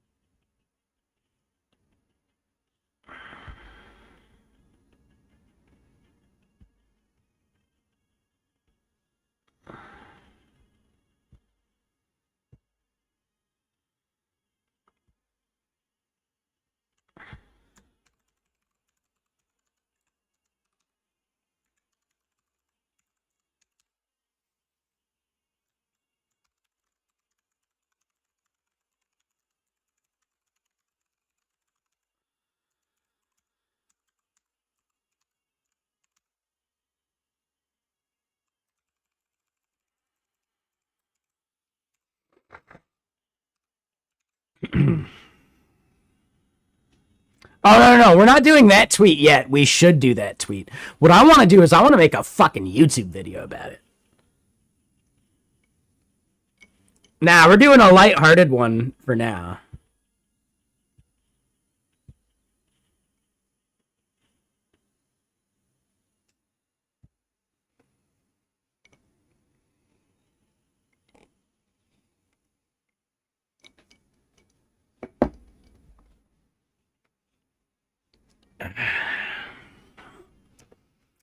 Come on, like that's a fucking amazing tweet. How is this shit not going viral? It's because Elon Musk has a weird shaped penis. And because of it, he takes out his like microaggressions on the rest of the world, and anyone who criticizes him is lower on the fucking algorithm.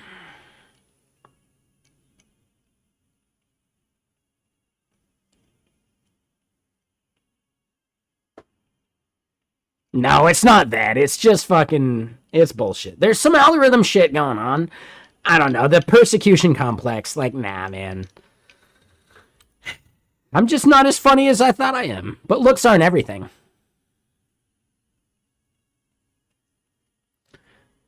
Boom, roasted, right? Like, some people get the joke.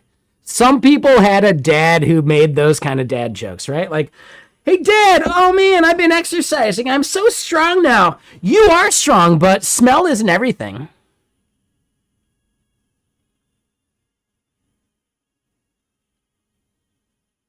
Implying that the person smells strongly.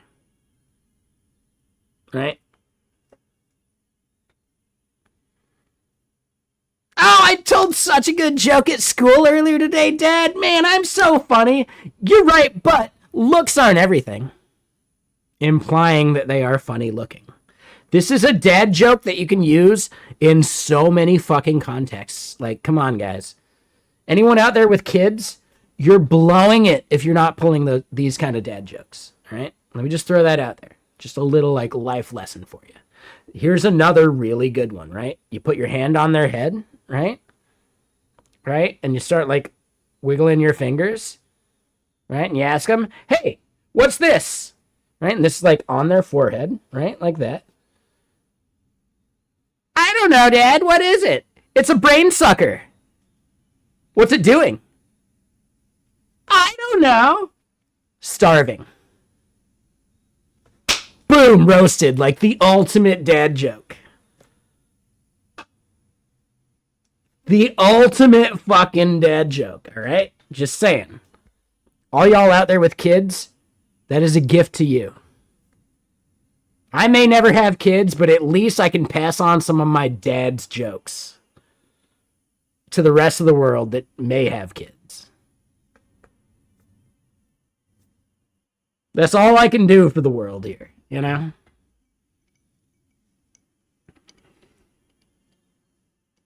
What's this? Right? Like, dude, it's so good. A brain sucker. What's it doing? Starving.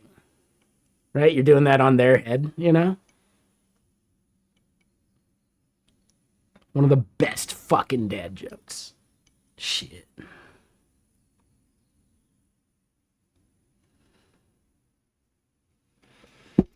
Yeah, there you go. Exactly, Mctronics. Like, I think you have... I think it really depends on the age. Doing it to a teenager is going to be weird. I don't recommend it, but I would love to hear the results just like from a scientific perspective, right? Anyone under the age of 8, it should be a home fucking run. Seriously, it should be a home run. For anyone under the age of 8, oh, dude. I mean, I guess there's a minimum, right? Under the age of 2, they're not going to get it, right? You do that to a baby...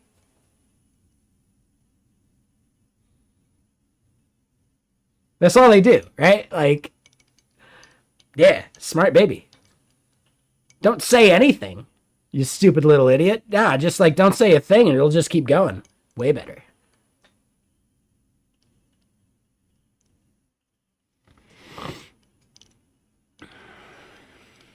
I'm pretty sure my mom will back this up. I was the chillest fucking baby. I'm not even kidding. I'm pretty sure I was like the chillest fucking baby.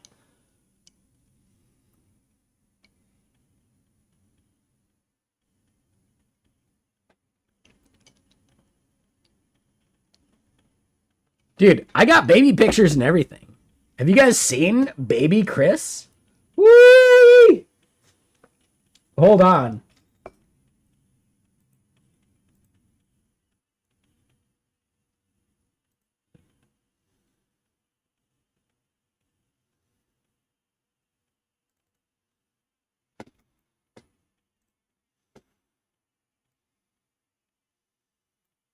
Have you guys seen baby Chris? I believe I'm going right back to this body shape, by the way. Yeah, have you guys not seen baby Chris? Whoa, you're in for a treat. Hold on. Boom.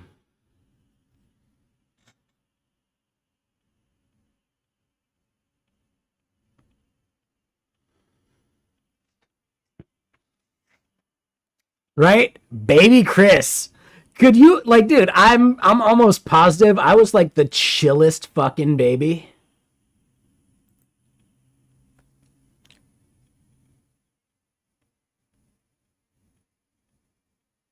Like, dude, I make the same faces now. Like, I'm progressing back to this body type for sure. It's like a Benjamin Button thing, but just like, you know, like fat to fit to fat again. Oh man, yeah, we're working on it. We're getting there.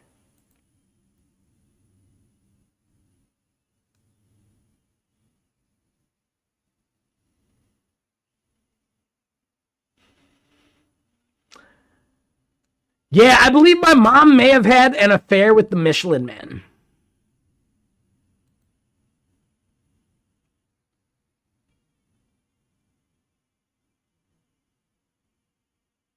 Right? Don't fuck with baby Chris. Yeah, dude, so good. I think I got more. No, that's older. That's a different thing. I think that's the end of the baby photos. But yeah, like, dude.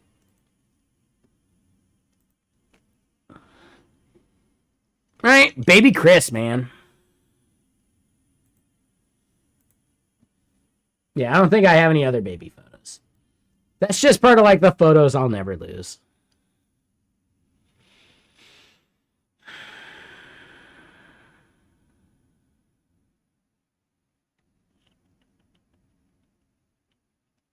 But yeah, baby Chris, man. Shit.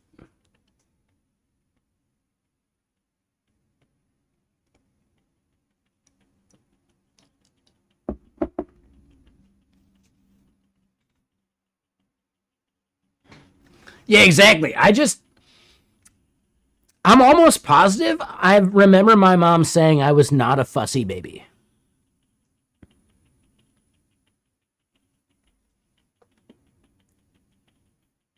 Hold on, Surly. Let me check this out.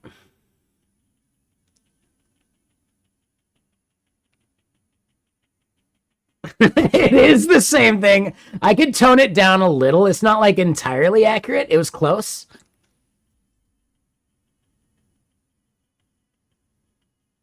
Yeah, exactly, Kenny. Meanwhile, I'm pretty sure my younger brother was like kind of a fussy baby.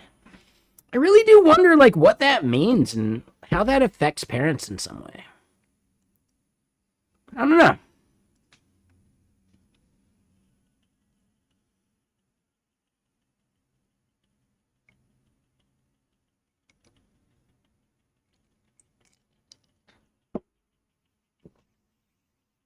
Anyway, yeah, I don't know. We're bullshitting. It's like he smokes weed or something. I don't get it.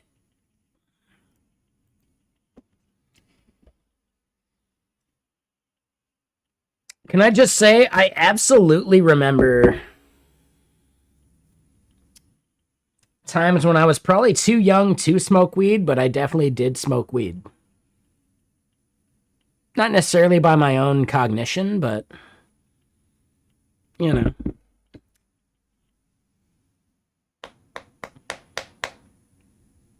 My dad's a dude. I don't know how to phrase that any other way. When I was a baby, like the stuff you guys just saw, my dad would have a joke where, like, when I first started learning how to talk, right? He would prime me. He would say, holy, and I would say shit, because he thought it was fucking hilarious that a baby was swearing. Holy shit. Holy shit. Like, dude, I can just picture my dad laughing. He basically looked just like me, but he had curly hair, and he used to get it permed, so you would have this white man half-fro, because he still had like the island and like the receding hairline, you know?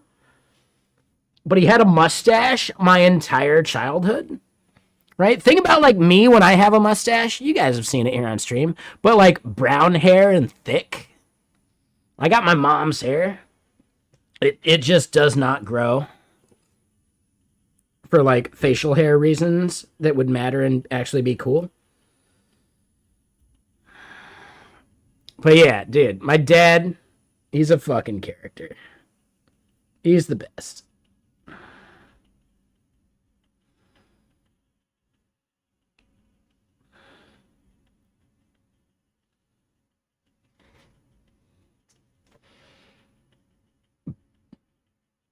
Facial hair is not important. It's not a big deal. It's just more like, man, I just always remember my dad having the mustache growing up, and he just doesn't anymore. So when I do grow it out, I think I'm the closest my mom will ever see to that like phase of my dad again, which is interesting. So I almost want to grow it out for her.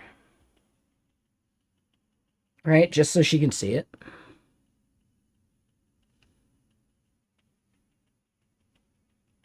I know, Agashoma, you hate this hoodie. I fucking love it, dude.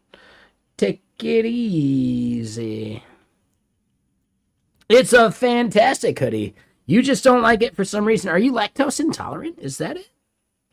Or does it mean that you're just now hungry for pizza when you weren't trying to be hungry? Is that it? Is that the only problem?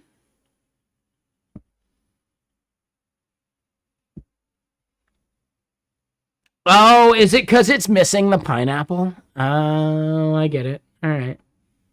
You're a big pineapple fan. Now we know, Agashoma. Touche. Wait, where's the pineapple? Yeah, I don't know. Sorry, my bad. Like, I don't know. My bad. I'm just doing like the Dumb and Dumber thing, where you're like he sees her with Harry, and he's just like,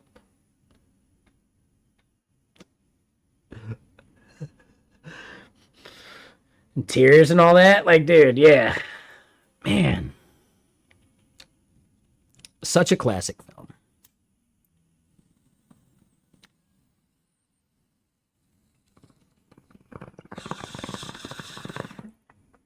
All right. So yeah, back to what we're doing. I know, it's like I smoke weed or something. It's so weird. So yeah, like, are we really iterating on the stuff we're iterating on as much as we want? And the answer is yes, we are. I get a lot of stuff done for a guy who tokes. I mean, well, not today and yesterday. I think we're in like a really like evaluation phase of all these tools. If I had stuck with the flow that I had gotten familiar with, we'd be good. But now I'm like trying to mess with the flow. This is basically the same as like someone fiddling with their NeoVim configuration. I was already productive. I could have just stayed productive. But there's this idea of optimizing productivity even further. And that's why we're looking at T3 codes. Honestly, we're looking at T3 codes because Theo's a dude, you know? He rated us last night, and we were trying Conductor. And I will say it does feel like it's missing some of the things that I like in Conductor, but it's not worse than Conductor, at least. And I really do think he's going to end up, like, filling in a bunch of this shit. It's, like, still so early. In my opinion, any tool like this needs to be, like, beads aware. I'm curious, like, people who are, like, fully, like, into the whole, like, async, agentic, whatever, what are y'all using to manage your tasks? Are you actually using cloud providers like Linear or Jira or whatever? Or are you using Beats?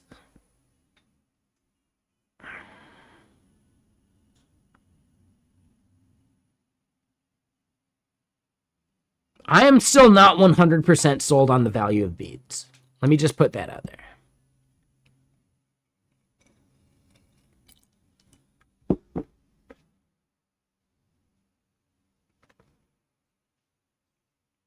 And Agashoma and Olavo, like, no, the weed is just, like, it's not a thing. The weed, the whiskey, the whatever. Nah, man. It's the person.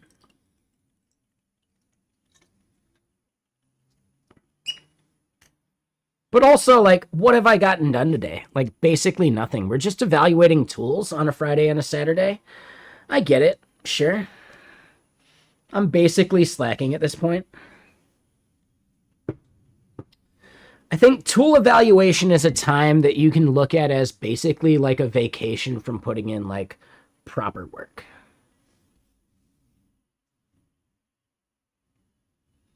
I mean, Olavo, I wouldn't look up to it. I don't think it's worth envying. I don't think it's good. Nah, man, do what you gotta do. Like, you should not envy any of this. Nah, man. Nah. That would be the wrong way to interpret this.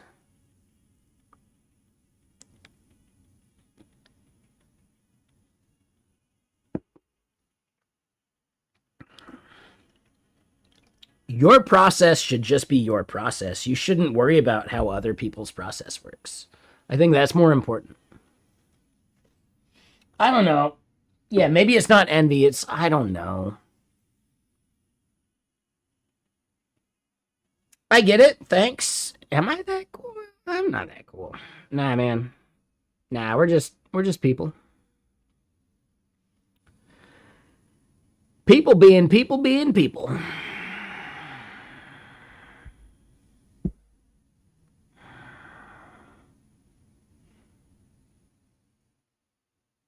You're not wrong. I just question. I mean, I question everything, so whatever. Not a big deal.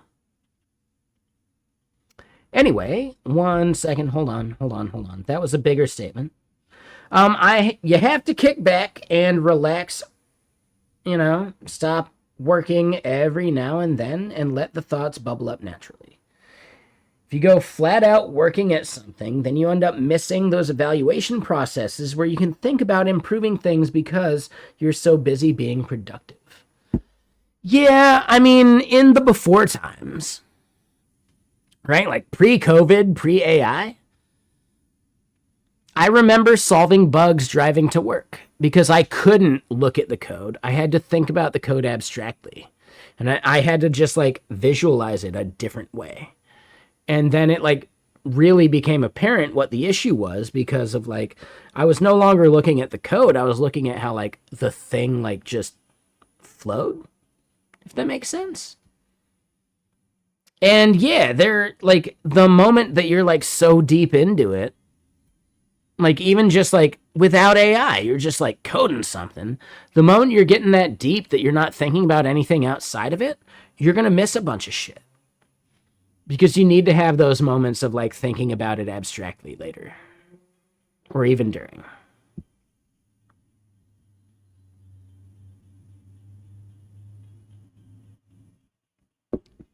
My favorite spot for snowboarding, I'm a Stevens Pass local. It's where I learned to snowboard. It's where I worked for 10 years-ish. I don't know, probably a little less, like more like 8 years. It's where I rode more than I did anything else in the world for like 10 years-ish. But like the last 2 or 3 years, I didn't work there, if that makes sense. So I'd say for at least 8 years, I worked at Stevens Pass. 7 years. 7 or 8 years. I don't know. The number doesn't matter. But yeah, so I know that mountain incredibly well. I know that mountain so well. Like, dude, I can get powder 2 or 3 days after it's like actually like fallen. If I just like look at which way was the wind blowing kind of shit. And like, there's like a bunch of like things you can figure out about like where the actual like runs are. Oh, are there spots that are going to be like in the shade? It's been sunny the past couple days. We need shady spots now. Okay. No. Yeah, I get it. Honestly, there ends up being just like the same spots that end up being good a few days after, no matter what. If you ever want to ride some powder at Stevens Pass a day or two after it snowed and everything's filled in properly, this year's not going to be the year. Next year, maybe. I can show you some shit. Just a little bit of hiking. And then, holy shit, like top to bottom powder run. For sure. And then you empty out onto the highway. You walk up like a half mile. You're back at the resort. Do it again.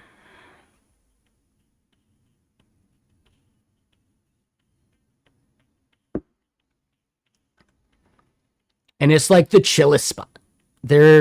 As far as I remember, there hasn't been an avalanche death in the area I'm talking about. As far as I know, in the entire recorded history of like Stevens Pass, the resort. Whereas there are some other spots that claim people every fucking 10 years, you know?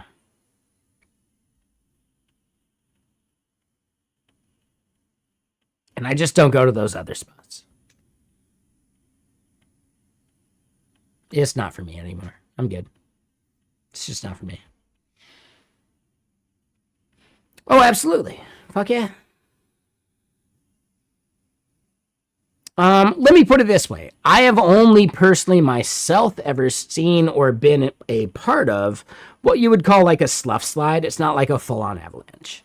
It's like a layer cut from like the top layer, and there's like some like maybe like ice layer or frost layer in the middle that caused like a shelf to slide, but the rest still like existed below. I've been a part of a couple of those at like the safest possible fucking places because I'm a fucking scaredy cat. There are places at Stevens Pass though.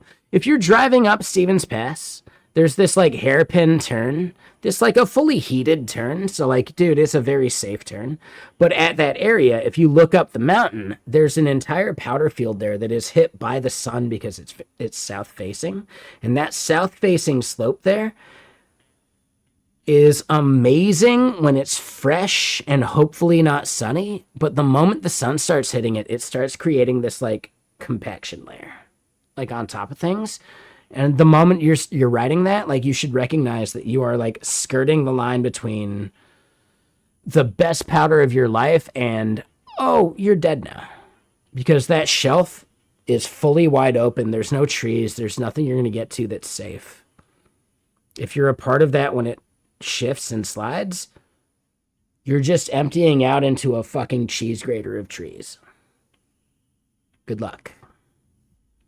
So yeah, it's like super gnarly, but it is some of the best powder riding at Stevens Pass if you know the right conditions to ride it. But I just don't do it anymore. I'll never do it again. Yeah, absolutely. Yeah, I know people that died in it. Yeah, for sure. It was actually like the big news one. The guy that ran like the marketing department at the time, Chris Rudolph, was one of the people that passed in like the big like national scare story from Stevens Pass that happened, I don't know, 20 years ago. No, 12, 14, 15 years ago.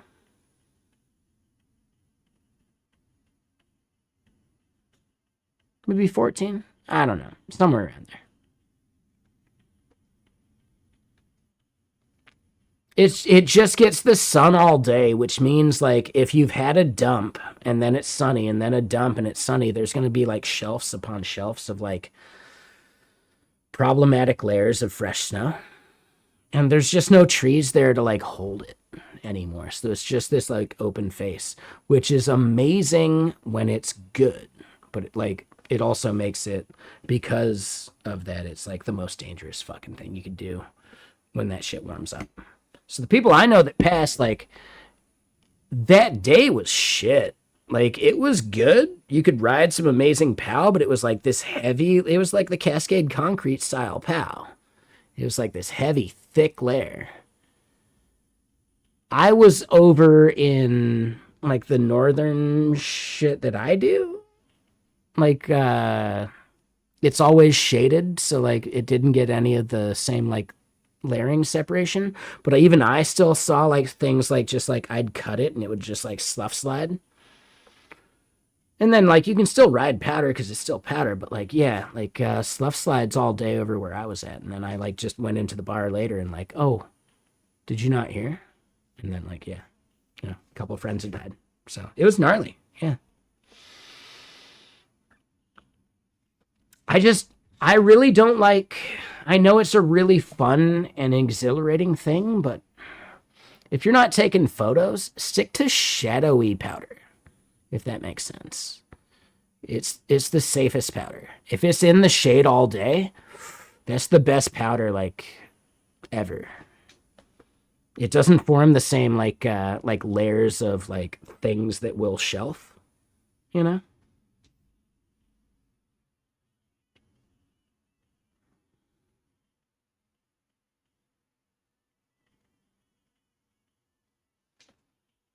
When you say snowboarder, what game is that?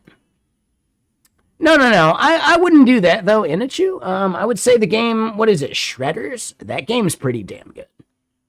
The way they have the like the shifties and like the slip off the jump and all that shit, dude, shredding or shredders or whatever that is, that game's really fucking good. I haven't heard of the game you're talking about, but dude, Shredders is so fucking good. Like, if you like snowboarding games, you should just buy it. That'd be way better.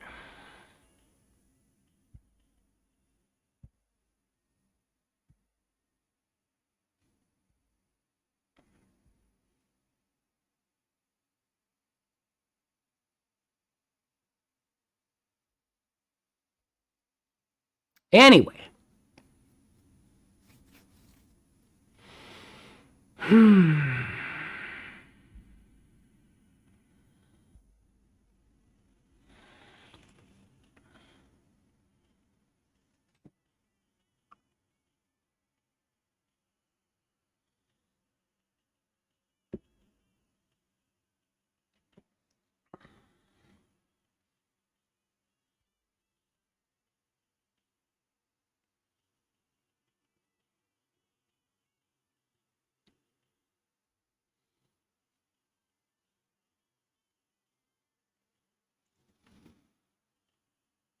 What's up, Best B? Yeah, thank you too. Like, oh man, now I'm just like thinking about, yeah. Anyway, let's keep doing stuff. So yeah, back to this thing, like, yeah, we spawned this out to another thread. It still feels like it's on the branch, though. So that's what I was trying to test. And that's why we're over here in the terminal, but it's the wrong fucking tab.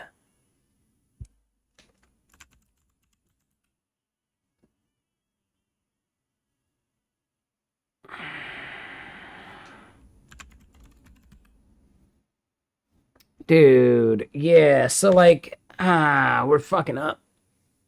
So why? All right. All right, so let me think about this. I think there is something I missed about T3 codes where I wanted to create this as actually like a work tree, but I didn't necessarily want to do it from this branch. And I'd rather switch to main and do some of that. So, yeah, hold on. Here's my question. If I click this and click to main, oh, buddy. Oh, man. Dude. Oh, Theo is starting to like experience like, yeah, is this why there's an entire industry around like Git clients that don't suck? Yeah, Git stuff sucks, man. Did you not know? Oh, you thought it was easy. Why would someone pay for Git Kraken when you could do blank? Have you tried doing blank? Oh, buddy. All right. Yeah, totally. All right. We'll see. We'll see.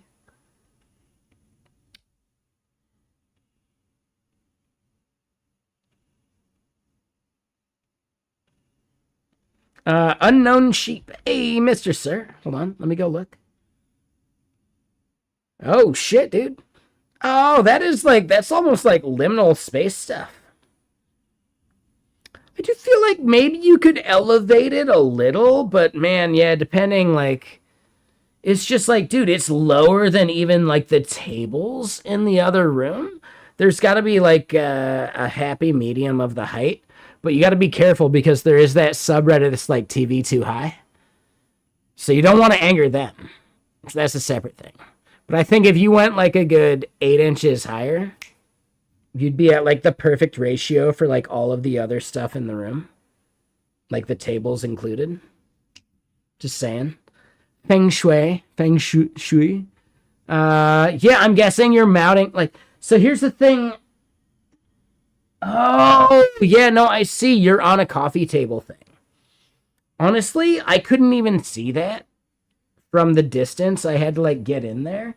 You have a thing you're resting the TV on. Yeah, a wall mount would probably be like the move.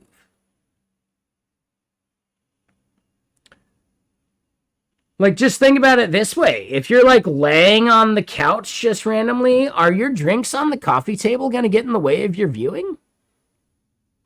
So there's like an optimal viewing angle from just like lay on the couch and see where it should be. Because you're going to be laying on the couch, right? You're not going to be sitting upright on the couch all the time. You'll lay to the right. Well, I mean, that's if it's only you. There's going to be guests maybe too. I don't know. I'm just throwing it out there. I'm not sure. You're right. Like, you'd be putting your foot in a guest's like thing anyway. I'm not sure. Yeah, you're probably right. Meh. You got it. You know. Dude, unknown sheep. I do want to say, like, holy shit, I did not realize. Is this a thing? Am I really only limited to 200 megabits per second? I'm actually kind of blown away by that. I didn't realize that, and I'm not hitting it anywhere anyway. I was just curious. Like, that is not something I had thought of. But let me put it this way. Most services you're paying for that are subsidizing third parties like OVH or whatever, they might say you have a gigabit, but they can't guarantee it. So this is probably like a guaranteed 200, right?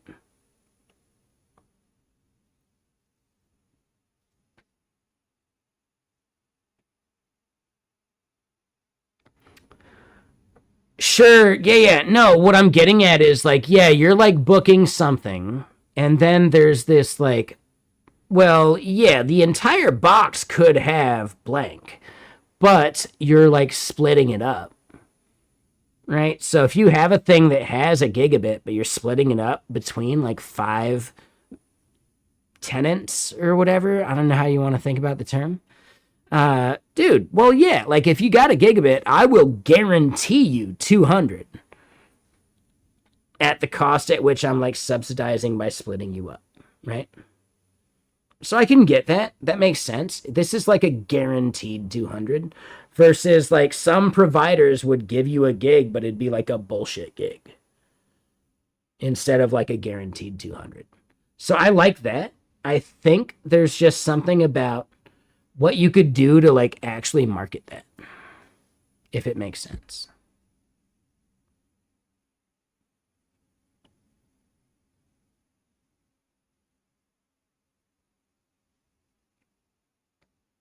Oh, maybe. Okay. I get it. Yeah, I'm not sure. For everyone out there, if you're not aware, Unknown Sheep is the operator of Server.pro. I do have a service that, holy shit, I didn't realize. Like, I am maxing out the CPU on this thing. So I think I've outgrown Server.pro for it. And I need to go, like, to the horse's mouth or whatever. Time to upgrade? Like, what is the upgrade path? Like, there isn't one. Where is the upgrade path? How do I solve that? Like, how do I even do that? There's just not a thing that makes that really obvious. Let me put it this way. Change plan. So hold on. Unknown Sheep, the thing you gave me balance for is another thing. Unless you did it for this one. But I thought the thing you gave me balance for was like the voting thing we have. And that's like a separate thing. This, I do want to pay for what I use. Motherfucker. All right, well, thank you. So you're saying change plan. What is like the... Like, there's just no other option. That's what I'm saying. Like, there's nothing else I can do. Like, what do I do here? That's what I'm saying. Like, there's just, like, there's not... Like, do I click performance? Go gaming.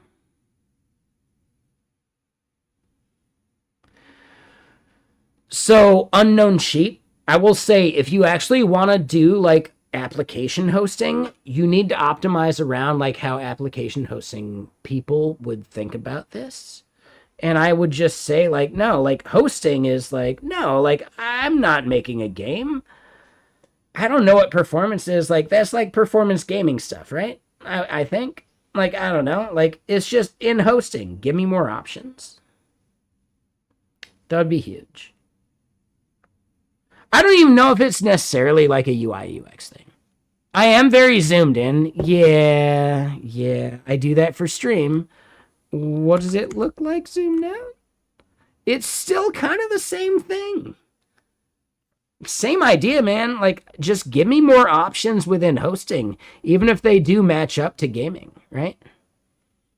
But make it a hosting thing.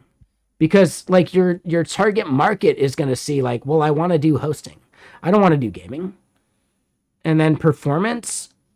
Well, yeah, I get it, but I can do DDoS with Cloudflare.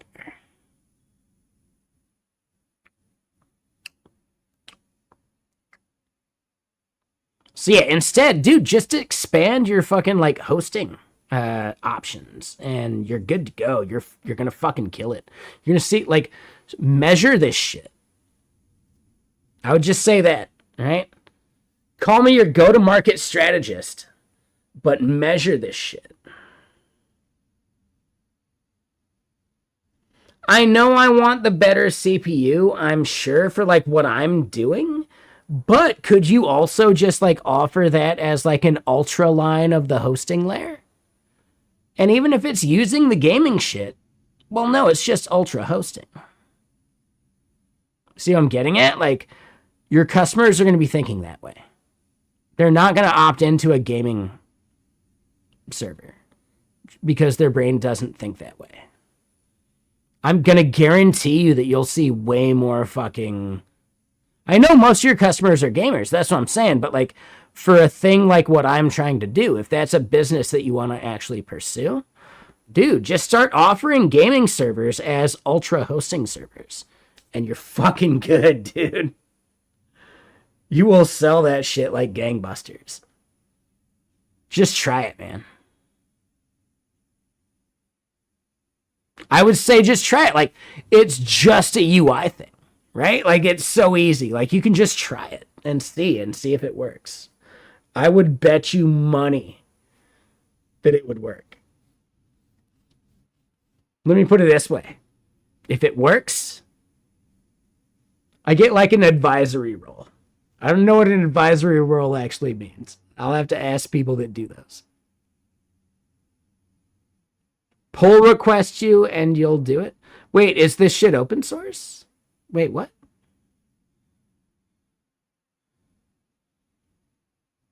Ah, well, shit. Catch me outside. Like, yeah, I don't know, man. Yeah, like, I would say showing bandwidth numbers would be interesting, too, because, yes, I am not aware of just, like, the whole 200 megabits a second. And is that the thing that we were talking about? Like, that number should actually show as, like, a differentiator. If I could get a gigabit from gaming, like, that should be, like, in the thing you're calling out, too. That would be really important. And again, Unknown Sheep, we're not trying to roast you, man. We're just trying to like, dude, we can make this thing better. Like, just think about it. Like, I would care about bandwidth numbers.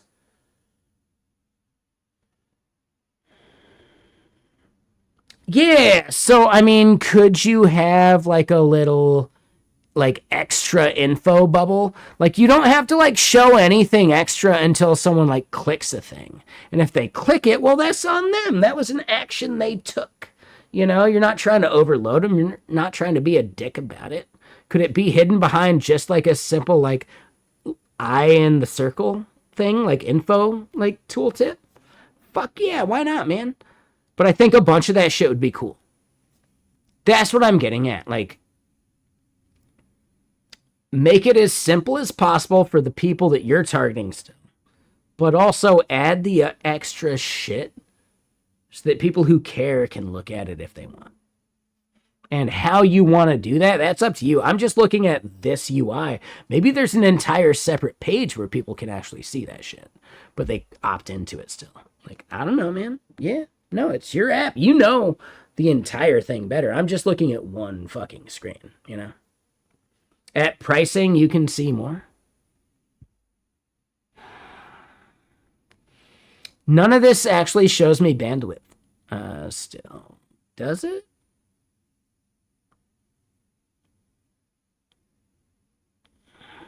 Yep. Nope. Bandwidth. Missing. See, dude, I care about that number.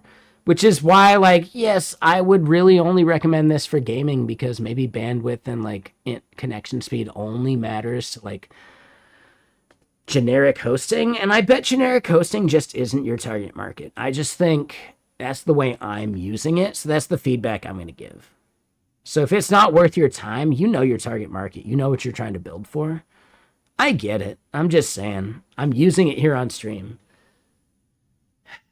And yes, at some point, I may have to still, like, change hosts because, number one, like, I didn't know gaming would give me better bandwidth or something. Like, I'm just not thinking about it. Like, I just don't know. I think as informed as I am, I don't even understand this CPU shit. Like, I don't know if I care enough. Like, whatever. Sure. Whatever.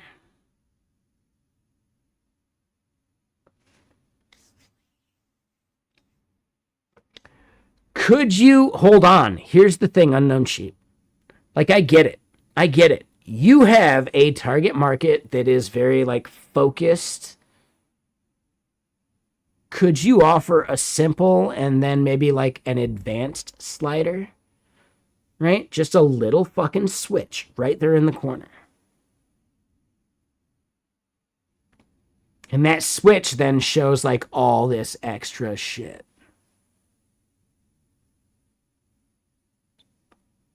Dude, let me put it that way. So then, yeah, this view, this right here is the advanced view. This is the advanced view. When you click it to advance, you show this and you show like the extra bullshit like bandwidth, the things that separate the platforms and like the tiers and whatever, right? And maybe there's even like just info blurbs of like, this is this tier, this is what you get, this is this tier, this is what you get. And then it's like the things that are different, whatever. But this is the advanced view. And then you have a simple view that is, what game do you want to host? Here you go. If that's what you want to do. Hey, you want to do web hosting? Well, okay. What framework do you want to host? And you can actually recommend like sizes based on like, dude, I'm sure Laravel has some kind of like minimum requirements for production hosting kind of bullshit, don't they? Could you do that? Like, I don't know, that might be work to like source that, but that's like an extra thing.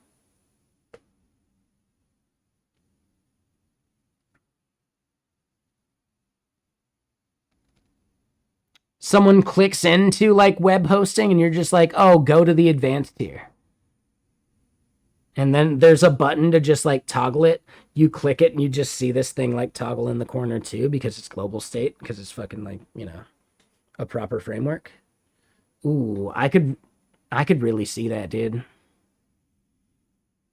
Yeah, you got the simple tier, the thing they're selecting. They go for like web hosting or like web server, or there's a bunch of like random things you could just throw in there as like bait. They click it and it shows like an extra button like, ooh, we recommend you go look at our advanced hosting. Boom, click, thing toggles. Hey, you're on the view that shows them what they could look for. And like maybe based on like the thing they highlighted, you show like you highlight a specific fucking tier.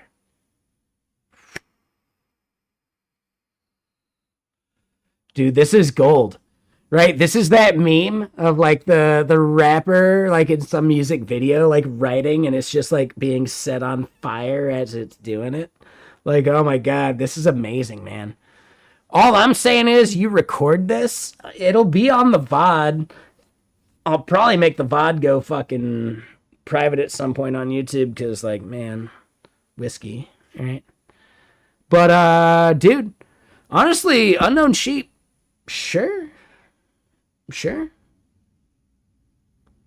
I think you could prompt something even. If you want to like consult with me to get a requirements document going, like we can do that. That'd be fine. And by consultation, I mean like, dude, let's just do some like chat on Discord. I don't give a shit. I got tomorrow. You want to chat tomorrow? Yeah, I don't know.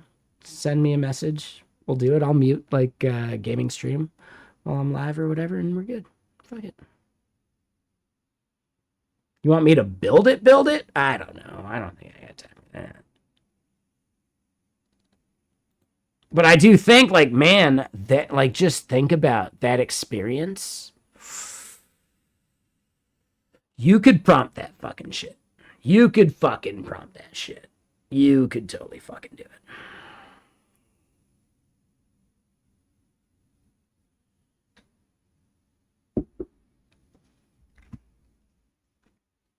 Right? You just have like the things in like the simple view of like the things you want to host, how many players or whatever. Right? Someone picks like a Ruby on Rails server and like instead of how many players, it goes like how many concurrent like users. They pick and select something and then you like just like show them a button they click that sends them to this page and highlights a thing. Like, oh my god, dude.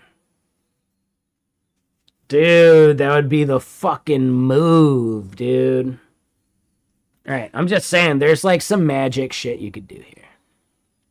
Yeah, we'll chat, man, for sure. Anytime, just reach out to me. We'll schedule a time to chat about this. I just think like I don't know, man. Like, isn't that how like hosting companies really do have to think? I'm not sure how much you're a business you actually want to get from like generic hosting. Is that a thing you're going for? Like, even if it doesn't matter, like, well, fuck it. Yeah, I guess it doesn't matter. But if that's something you're going for, like, I don't know. I think you could totally do that. Okay. Yeah. Well, there you go. Boom. Dude, all this right here, this is free. I'm not charging for it. Just do it. We talked about it. I gave you my opinion. You decide if it's worth it. That's on you. Whatever. But I think that was fucking gold. I think that was fucking gold. I do have to go pee. I'm gonna have to do that. Give me a sec. But yeah, let's keep going. Let me get more music going. And what should we listen to? Something chill or something like crunchy?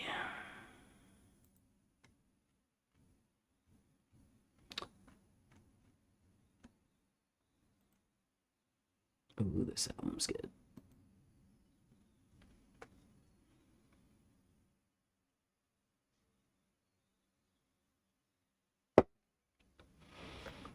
Stardust? Oh, there is Numb that we have Stardust. I think we listened to that though. Right? Was that like the Lukash album or whatever? Didn't we listen to that? Unreal Reality. Maybe we didn't. Ooh, I don't know if we listened to the Lukash album. I don't think we did. Shit, so we can do that. That's a good call. I think that's the album, right? The one you're talking about?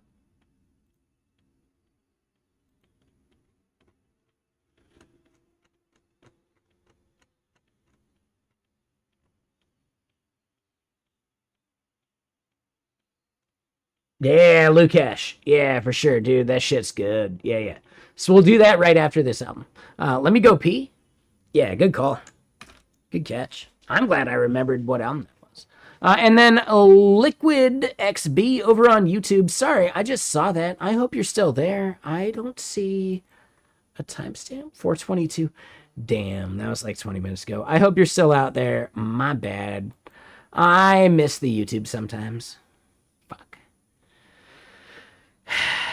All right, so we're just talking some shit. We're just doing a thing. It's like I smoke weed or something, which we could do still. But I do need to use the restroom. I will grab these sodas and press the button. Hold on. Dude has to pee. Dude has to pee. Saddle up, partner.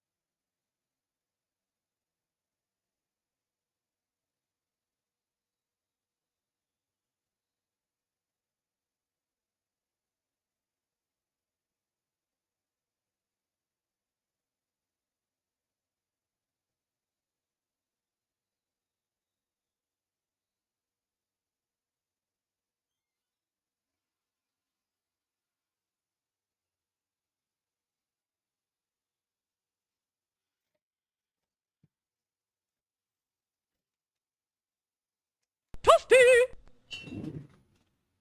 Okay. And then, yeah, Unknown Sheep. No, I appreciate you, man. Like, no, thank you. I appreciate the upgrade. I still want to pay for, like, the stuff I'm using. If that makes sense. Like, I don't like the idea of an, unaccountable thing, you know? Like from a business perspective. You know, if that makes sense.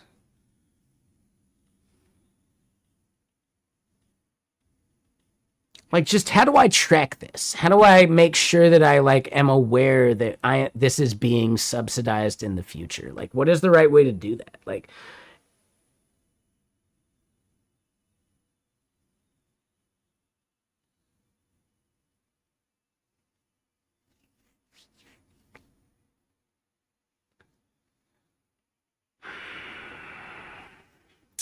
Four Wheel, I believe, uses the service. Let me put that like as a thing out there. Like, yeah, dude. Honestly, like Unknown Sheep, I think you've gotten some value out of like all this like stuff you just done. Like, I appreciate you. Like, you know, thanks for being just such a dude. And I will use the gift, but I still just question like the billing of it and what I think about that. So, Four Wheel, what he's saying is, I guess if you go to this, you go instead to like just any of the gaming servers, you don't have to install a game. I guess is the way to think about that. Like, I don't know for sure, right? Like, you can just go and empty Ubuntu. So that's what it is. It's just not obvious in the way the billing works. I think that's the main point there, Four Wheel. Like, all these boxes are actually totally available, right? Hosting is just a thing, sure, and it's just you can go empty, right? But you can also just like do higher level. But you can still just go empty Ubuntu, right? But then it still actually like ticks you down and then it puts you to this part. I see now. So that's what it is. I could upgrade to any of these. It's just not necessarily like apparent in the views that were shown. I get it now.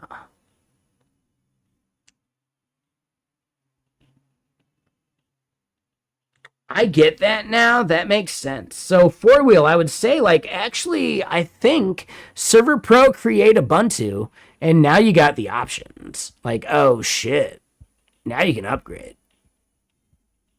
Like, I'm at the $7. I probably need to upgrade to one of these.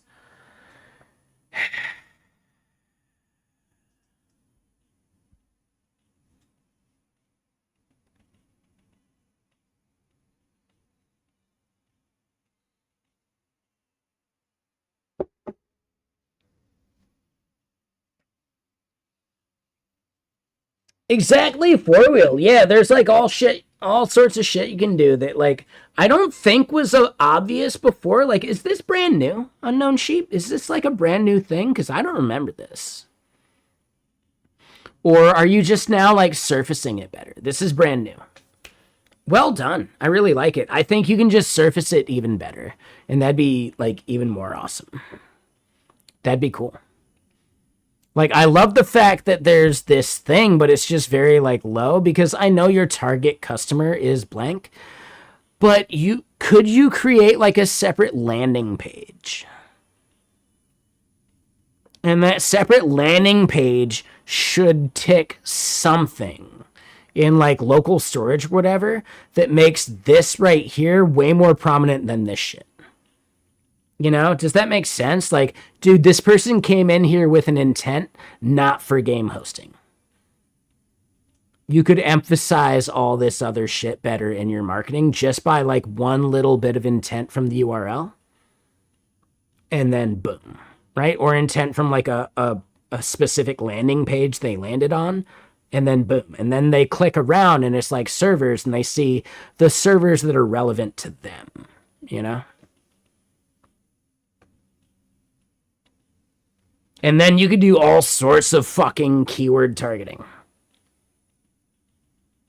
Like, your go-to-market strategy could be insane from there.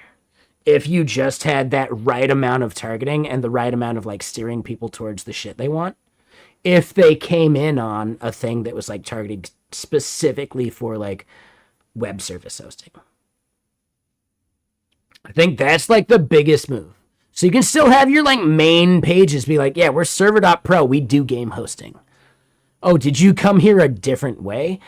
Well, yeah, you land on that page and it sets a thing, and now cookie-wise or local storage-wise or whatever, we reprioritize the content you actually see based on that. Boom. Right? And you've got a really good, like, multi-user strategy at that point. You should be focusing on that for sure. Because, yeah, dude, like, boom. This is, like, awesome. This is actually, like, really awesome. No, it's fine, Unknown. I'm not trying to roast anybody. I'm not talking shit. I'm saying, like, dude, this is awesome. You got some shit you can do, dude, and you'll start, like, making money hand over fist, like, based on, like, just a whole new market that you can target, you know? You could start offering shit on fucking low-end box if you really want to target that market, you know? Give them a random fucking, like, $2 a month fucking, like, 1 gig instance. Fuck it. Why not?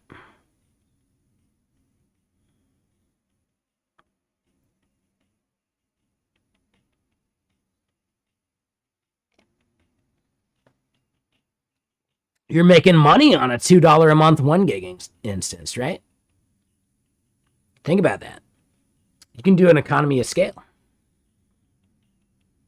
And you can target, like, low-end box. So there's a bunch of shit you can do the moment you start, like, really recognizing some of that, in my opinion.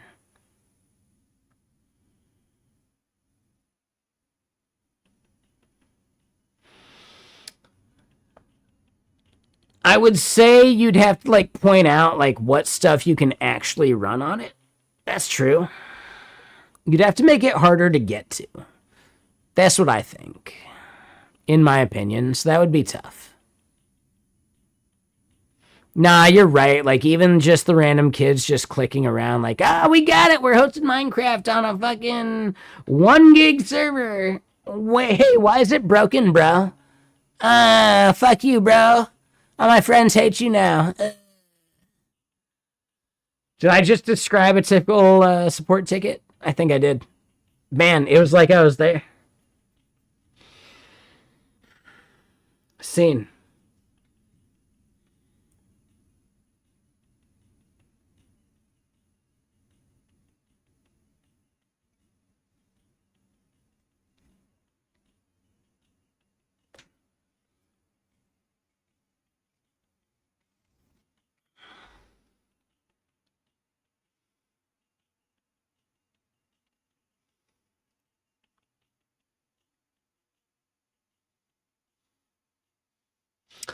I think it still comes down to intent. You make it intent driven. Did they land on this page from some, like, marketing intent? And you can totally do that and target that, like, with specific landing pages, etc. And if you can do that, you're fucking good to go. But maybe instead you just spin up a different product. Maybe it's a different brand. Fuck it. I think Server.pro is a really good brand, though. So that's, like, the problem there, you know?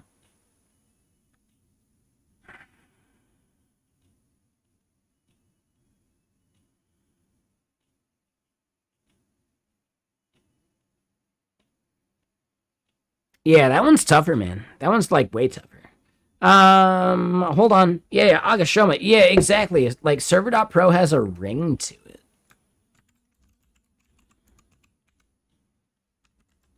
Oh, hold on. Yeah, 1 second. Just, regulars.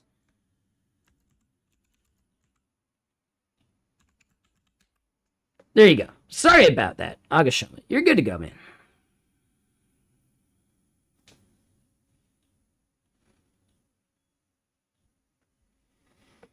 Yeah, I mean, here's the thing. Server.pro is your current market. What I would say is like maybe like server.codes, right? Like T3.codes, server.codes. And then that's like your entire like software dev focused thing. Like there's no gaming ifs, ands, or buts about it.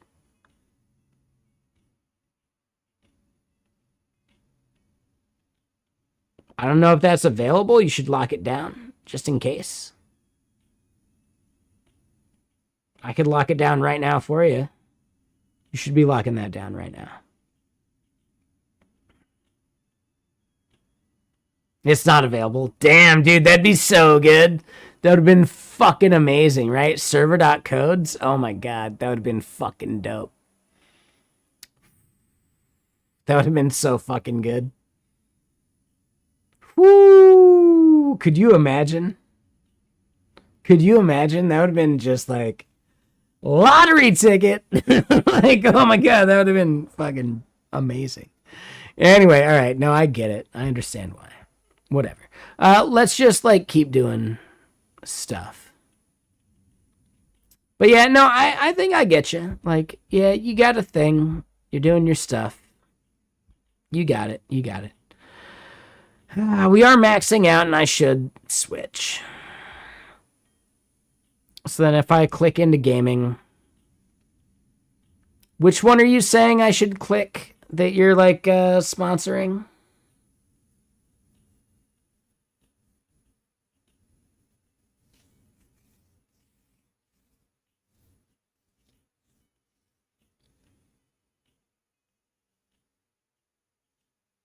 Anyone I want.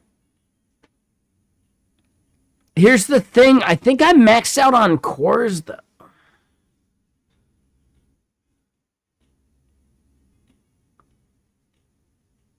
It's a faster CPU, though, right? So, like, theoretically...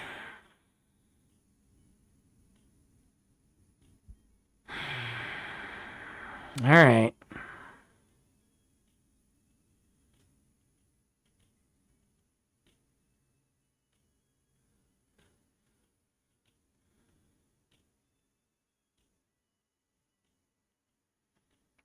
In the future, I'm going to have to figure out like a zero downtime solution, but I don't have any other paying customers besides myself, so we don't have to worry about that, right? Like, when do y'all actually start caring about a thing that you're building that's really like you're the only person paying for it? Like, it becomes the moment you're not the only person paying for it. If I'm the only person paying for it, fuck them. Yeah, free tier users, deal with it. We had some downtime. You could have paid. There's no SLA for free tier. Come on. There's no sex in the champagne room.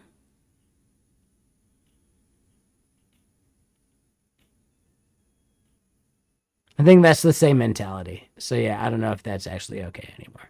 I have no idea.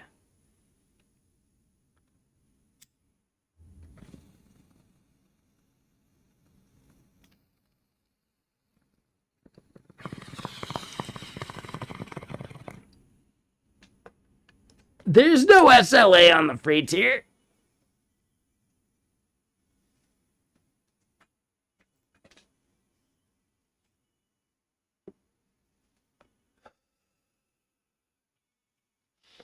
Is there anyone here that actually expects an SLA from a free tier? There's no way. That's not a thing. That doesn't exist. It's never existed.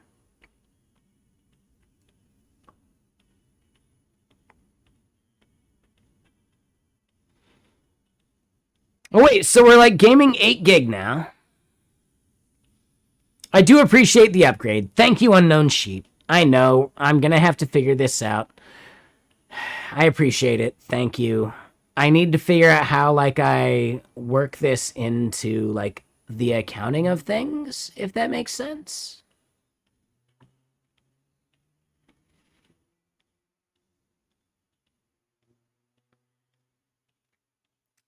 Free customers always complain the loudest. Dude, I was paying for it until, like, you let me upgrade. So now I'm going to complain even more, obviously, right? Duh.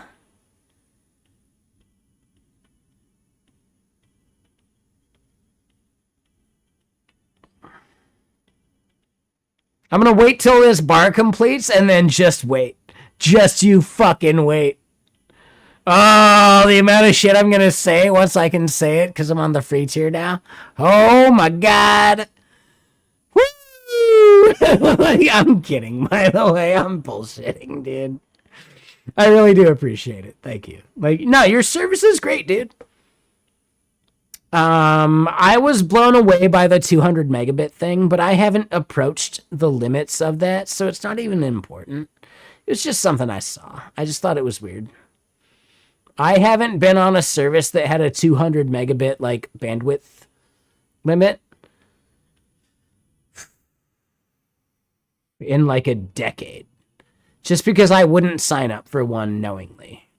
But it wasn't shown anywhere as well.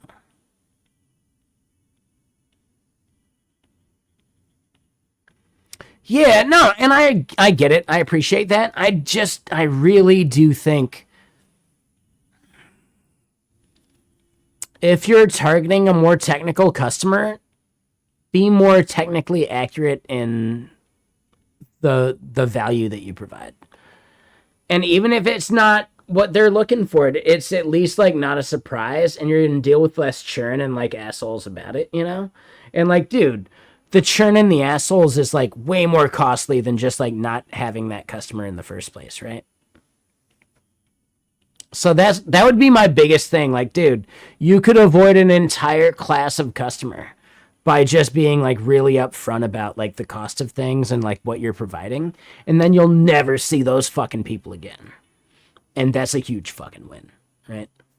So like, yeah, there's like an entire like class of like asshole entitled customer that you can like just disregard by providing a bunch of shit up front.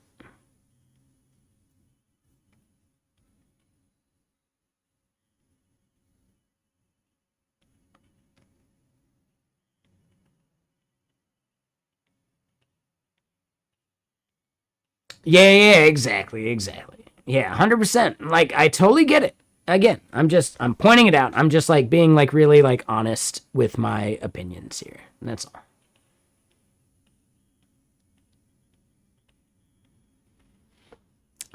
Yeah, for real. Especially when they realize that, oh, there might be some compromising data. Oh my god, we just had a fire problem at our server because our maybe Russian oligarch overlords decided that they didn't want that data going anywhere. Well, that data center burned to the ground. I don't know, man. Weird. Who could have predicted that? I'm just playing science fiction with this story here. It's totally bullshit. There's no evidence towards it whatsoever. I just think it's a fun fiction.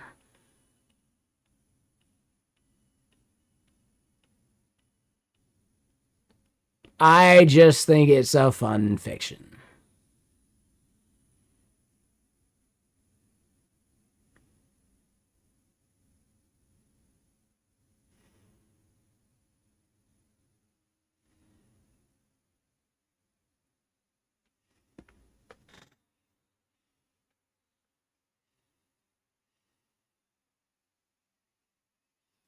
None of this stuff is legally culpable. This is all bullshit, and it's like Marshmallow, like having fun around a campfire, telling story, kind of like level of like bullshit. And the hook was hanging in the door. Yeah, exactly. It's just campfire stories. It's fucking bullshit. It's just for like fun. Not legally culpable. Like, dude, are you kidding me? I don't know. And he was never seen again.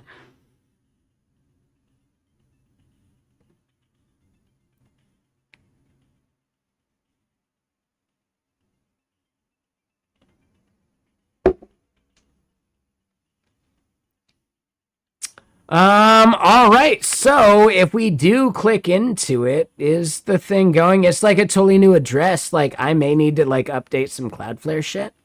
That does not seem like the same address. That seems like a different address because it would have been migrated, right? Unknown sheep. Yeah. Just saying. Hold on. Now I got to do shit.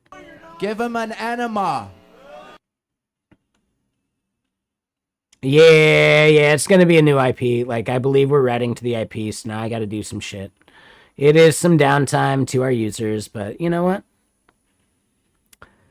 Who's paying me? I'm the only one paying me. So as far as like user feedback goes towards my paying user base, like, hey me, we're gonna be down for a little bit. Oh, cool, man. I'm okay with that. Thanks for letting me know, me. You're welcome, me. Thanks, me. Me, you're the best. I try. Thanks, me.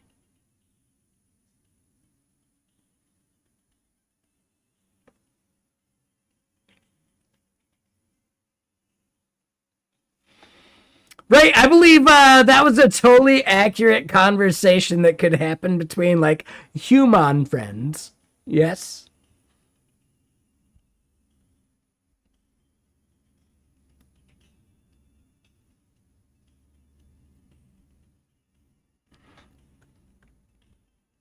Thanks, me.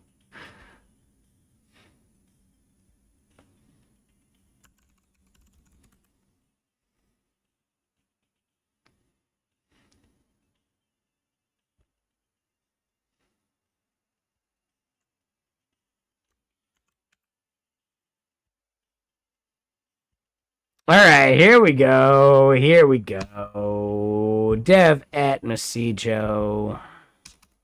Do the thing. Do the thing. Yeah, for sure. Do the thing. Fucking 1Password shit. Am I right, man? All the bullshit, like all the stuff you gotta do. Ugh. All right, so now let me quit. Let me copy a random thing so I don't leak a password by pasting it somewhere random, and then we can switch. All right, you host Server Pro Dev on Server Pro, for example, but it's not a publicly offered product. Wait, what? I think I'm misunderstanding. I'm missing something there. What do you mean?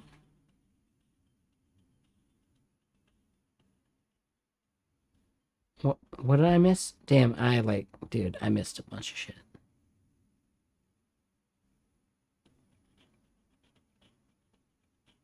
Serverpro.dev? Do you have pro.dev? Oh my god, that would be amazing. That'd be really fucking good. That'd be fucking great. Oh, that'd be so cool. Could you imagine? That'd be... Imagine all the SEO. Like, I don't know. Yeah, sorry. That would be a very different Beatles song, by the way.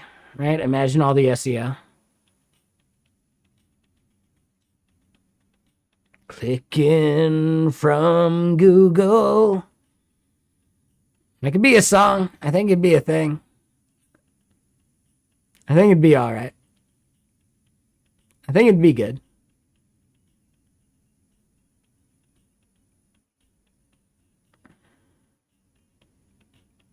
Masijo.com still works. Oh, did we not have to change anything SEO-wise? Are we good?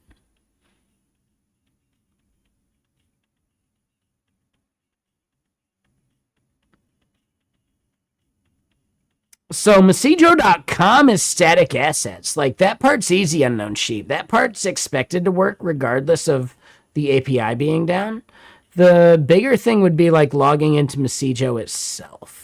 And I would say that is probably wrong, because I don't think you'd be able to log in anymore. Just saying, are you using Unknown Sheep? How about this? Could you please start using Masijo to start, like, finding, like, places where you could, like, slide in, like shady marketer style? For, like, people's conversations about bad hosting and shit. That'd be kind of cool, wouldn't it? Think about the ways that you could just, like, listen for keywords of people, like, talking about hosting. You could just be like, you know, it's actually not so hard if you were to use Oink Server.pro. Right? Like, could you make it, like, bullshitty? Like, make it bullshitty and fun, and then people are like, all right, fucking clanker, but also That was funny. Thanks. So that might be something you do. Like, hey, could you check out Masijo? I know you just gave me a bunch of free shit, but you know what? I'd rather pay for something. And I would say, like, come on, man. Could you just give Masijo a try? Like, for your own, like, go-to-market product marketing bullshit? Even just getting your, like, support staff involved. If someone forgets to tag you, but they're still complaining, could you have support, like, slide on it? I think that's a big win. But okay, so the API is 64.225.245.157.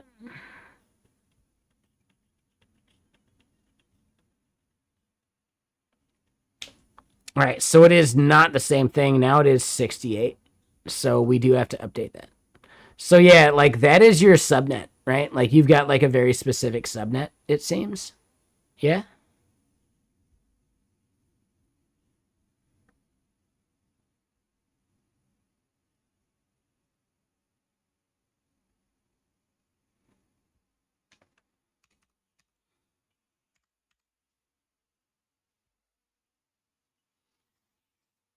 Is that correct?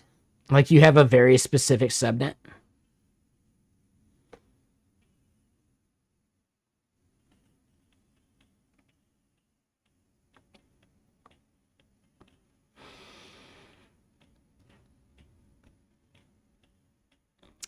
So yeah, just saying, like, you know, the thing that's there, like, I don't mind leaking that. I don't think there's a problem leaking that. I don't think there's an issue, right? That's our IP address, and that's what we should be linking there. Yeah? Bam, bam, boom. Yahtzee. I do wonder if maybe I need to go fix that in CI/CD. We might have to fix that in CI/CD now. Oh, is that what GeoFeed is for? Yeah, I've never seen GeoFeed before. I have no idea what that is. So I didn't realize what you were trying to link right there. That didn't make any sense to me. So, yeah, my bad. Like, you were linking it like, hey, this says it. And I was like, I don't know what you're doing, but I'm just going to ask stuff, you know? Because I don't recognize your tactic. Sorry, I'm referencing Talladega Nights.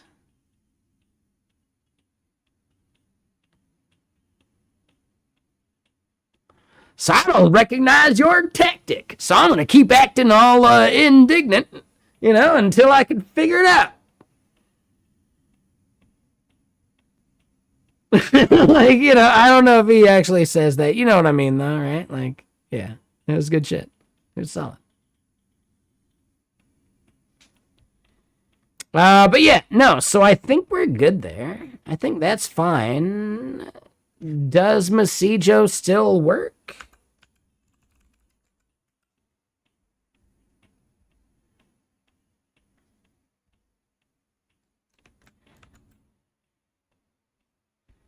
No way. Wait, really? Dude, this shit's like broken. I'm pretty sure. Oh my god, I got so much shit to do now. Fuck.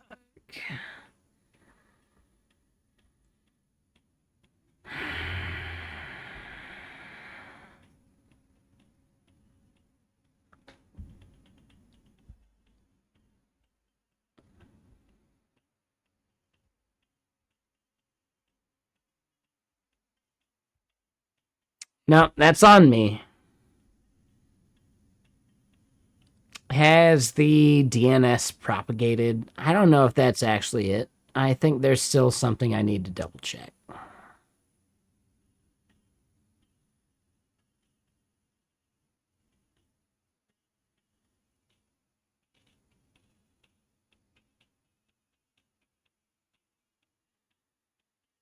Hmm.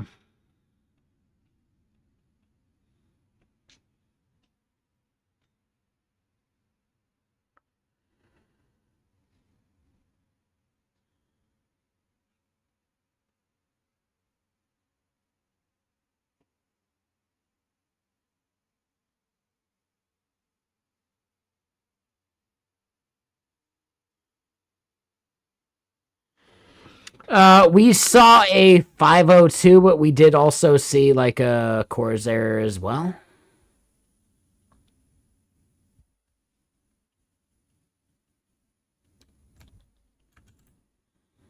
Right, so we're seeing a bunch of like 502s and CORS errors themselves, but they're like tied to a 502 that we get, right? Like bad gateway. I'm wondering, there's a bunch of stuff that I didn't have.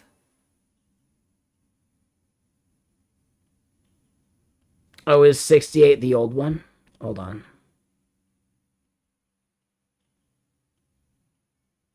I forgot already. It's like I smoke weed or something. Yeah, 68. Yeah, so 68 is correct. Yeah, so, you know, like, yeah, no, it's failing. It's new.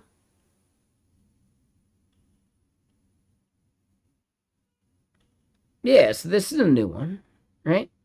So, yeah, exactly. So now this, like, I have a bunch of shit that I had on the old server that didn't propagate because I don't have scripts for it. Now I need to, redo all that shit, right? That's really kind of it, yeah? Or was it a one-to-one copy of the entire file system and it should just work? Like, maybe I just need to do, like, a push again. Let me double check what I'm pushing to in the GitHub action.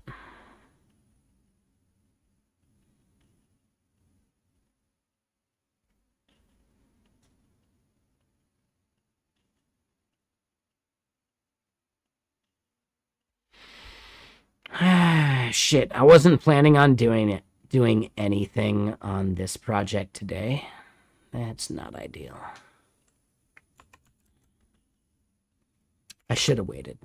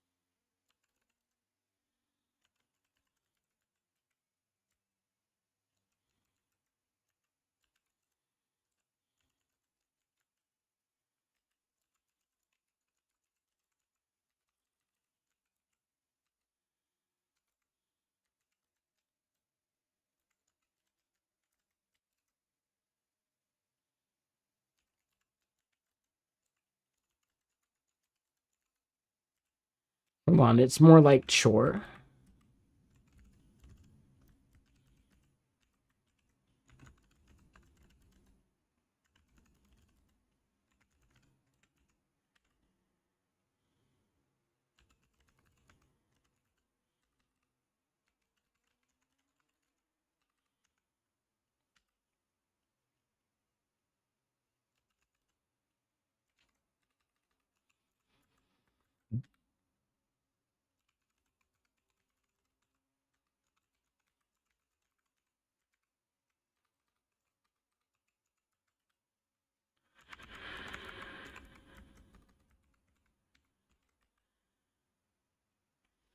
All right, so we're going to get those out there and we're going to see how those work. And hopefully that just works. And if not, we're going to have so much stuff to do because now Masijo is down. But we only have one customer, and that customer is me. So I will accept the downtime because we don't have an SLA anyway. I would sue myself otherwise.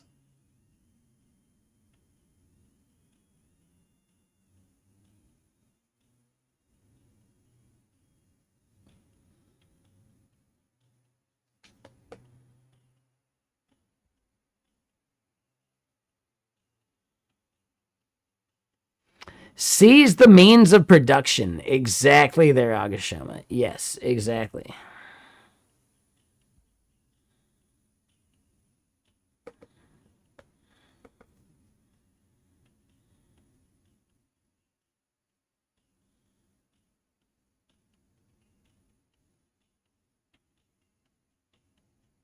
I'm pretty sure I just go grab another soda, right? All right, is this thing actually launched? No, dude, this thing's dead as fuck. The fact that we're not seeing any error whatsoever is actually a huge problem. Like, dude, if all of this stuff is like dead, we should be seeing like a catastrophic error and we're not seeing anything, and that's a bad user experience.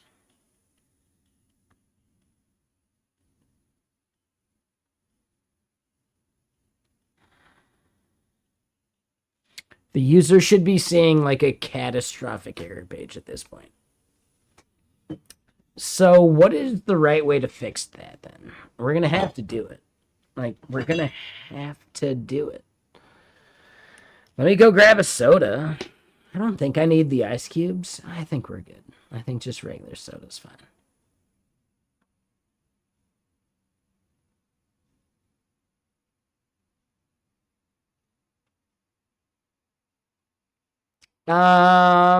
We just initiated a deploy just in case. Like, what if we can reset the running server? It's a long shot. We're gonna let that happen though, and then we're gonna have to come back. And now we have to like debug shit. It's not even debugging on a Friday. It's debugging on a Saturday. Saturday deploy. That was a terrible fucking idea. What was I thinking? Thank you though, Unknown Sheep, for the extra hardware though. I do appreciate it. That's awesome. BRB, give me a second. Grabbing soda.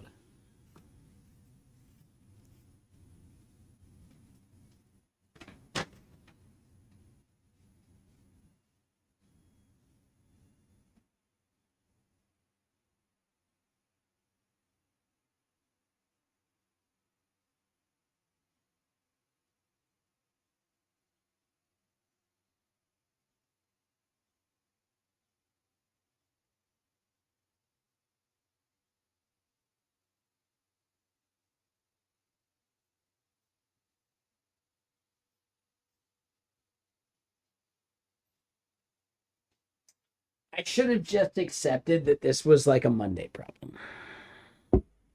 That's on me. Like, I could have just like recognized that. We could have scheduled like a meeting. Like, could we do like a daily stand up about this? Like migrating the hardware? No, I get it. It's still on me. I'm just having fun with it. Thank you again, Unknown Sheep. This is not your fault. It's on me. This is my bad deploy process.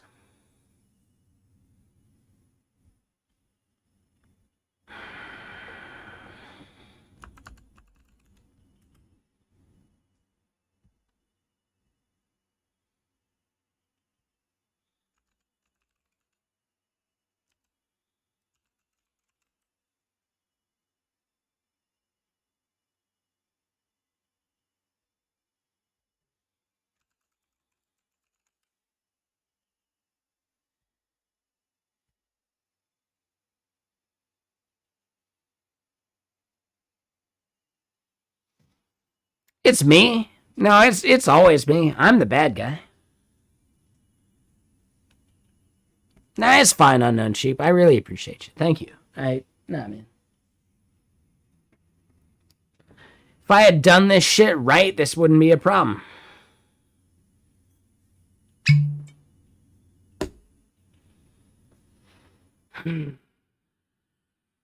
Fucking past Chris thinking future Chris wouldn't find out.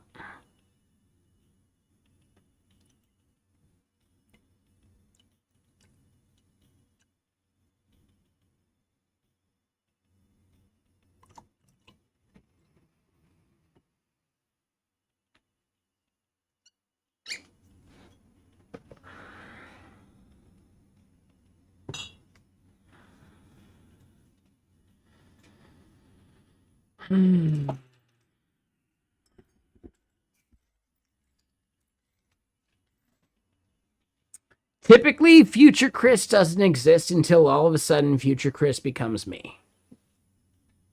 And you could never actually predict when those moments will happen, but every once in a while you just become future Chris in this hypothetical scenario in which you're like, well, no, that's a future Chris problem. Oh, now I am he. Oh. That's a thing now. It's like a long shot, but it does happen. So now, yeah. Caching current Chris problems for past Chris, thinking about how future Chris would never have to think about this.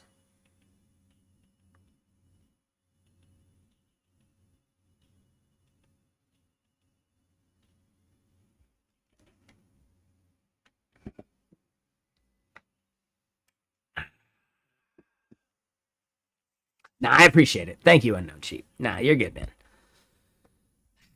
So now, to solve the transgressions of the past of deciding that this was a future me problem, how many of these future me problems are now in effect?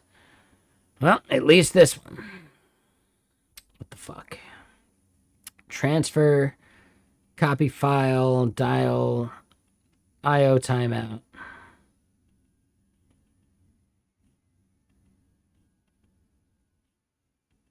Fuck.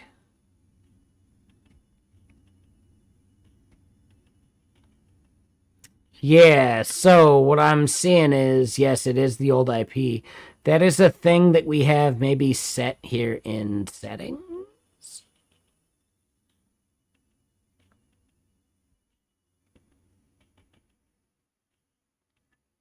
We see SSH keys. Do we see other stuff? Hold on. No, there's other stuff. Hold on. There's definitely other stuff.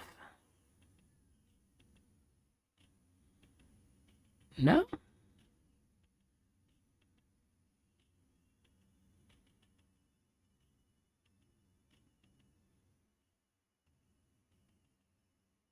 It was the old IP. Yeah, you're totally right. Yeah, I'm wondering where that IP is coming from, though. And I don't see it here. Like, it's not SSH key.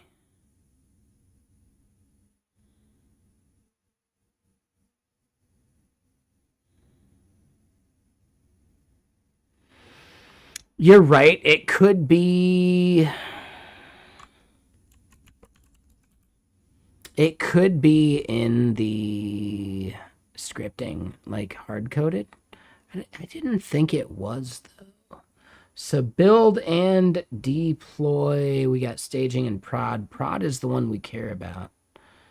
And it's not a thing that's hard-coded there. It's in, like, secrets and vars. So I think there's just, like, a secrets and vars thing that we're missing somewhere.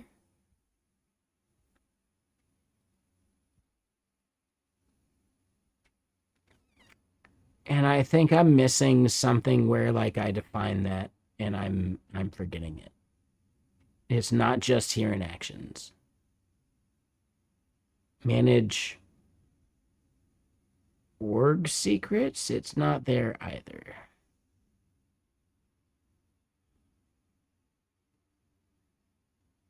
Do a full fucking disk search. Like, I don't even know if I have access to that. Like, take it easy. That's... Buy me dinner first before you want to see that entire grab of my fucking... Like a full disk search. All right? Take it easy. On the first date, take it easy. Nobody gets a full disk search on the first date.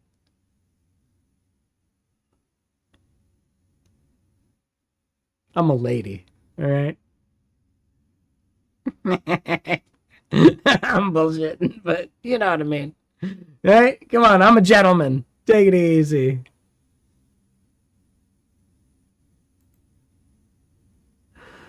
Like, no, I don't even know where I'd run that. Let me put it that way, Unknown Sheep. Let me just point that out right fucking now. I know I could do that over on the system. I know we could figure that out. We'll figure it out. Give me a second though. Take it easy. Take it easy.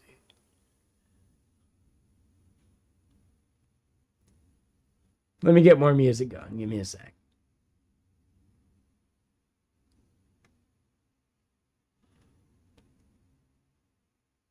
It's like he's smoking weed or something. I don't fucking get it. Yeah, I know. It's the craziest thing, isn't it? We are Stardust. We just played that, dude. That's literally what we just played. Agashama. That was the album we just played. What the fuck are you talking about, dude? We just did that. We did that, man.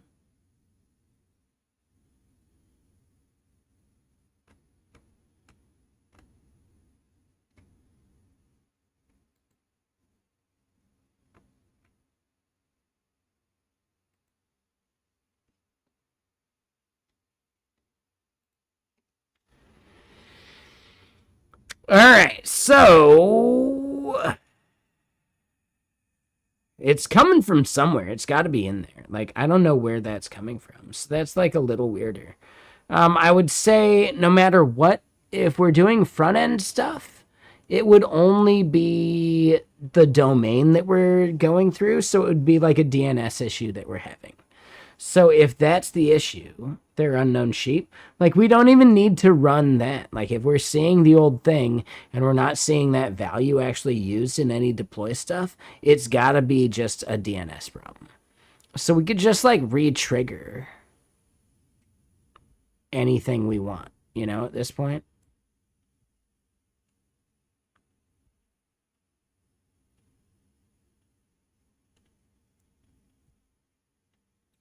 Right? We could just, like, rerun all. Fuck it, man. Go for it. Let's see what happens. Hey. Whatever. Should be fine. No big deal.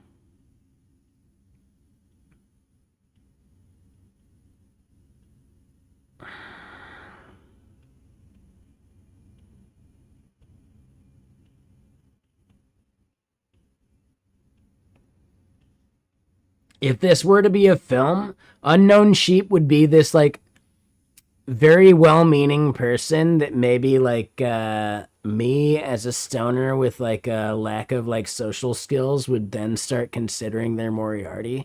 They only did this to fuck me. How dare they? And then, like, you know, they, like, go crazy.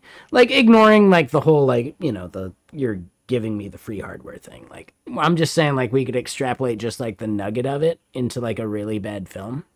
And that'd be kind of fun. That'd be interesting.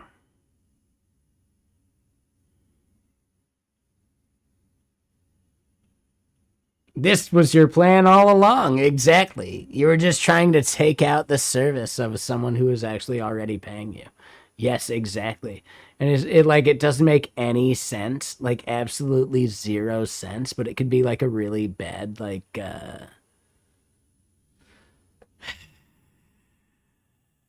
Tucker and Dale versus Evil style, you know?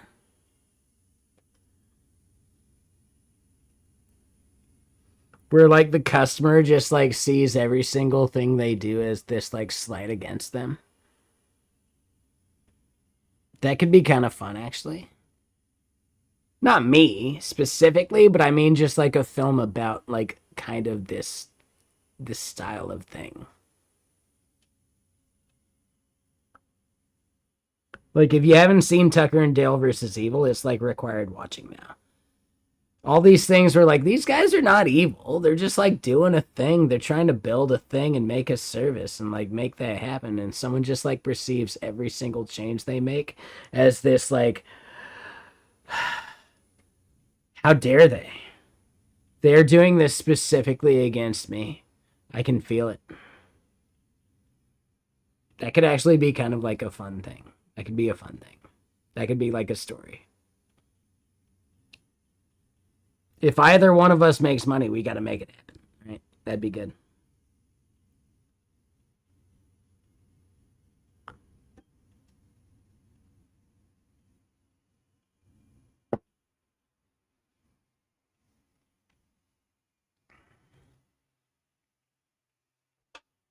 I will say our deploy does seem like it's going further than it did before, so I think the DNS stuff has reset. I could be wrong, and this could be totally fucking incorrect, but it does feel like everything is working smoother than it did.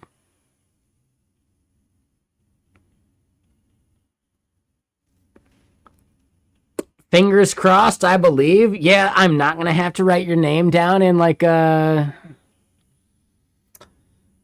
list in fucking like lipstick.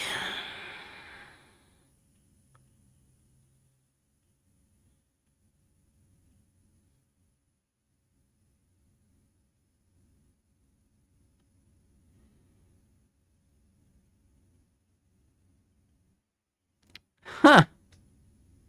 All right. Well then, never mind. I get to cross your name off the list in lipstick.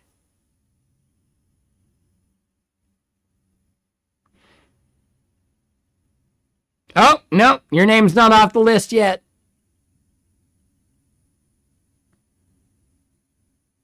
It really does take longer than it should. We gotta like optimize that process better. It's still looking at the 157.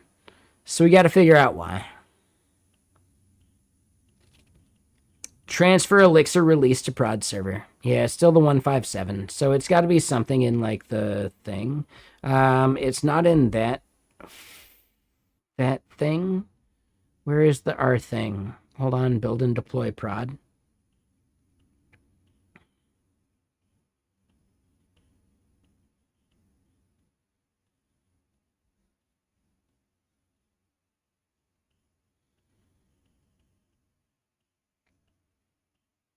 Host vars prod host. Like it's really just like that. Yeah, where the fuck is prod host coming from? That's on me. What the fuck, dude?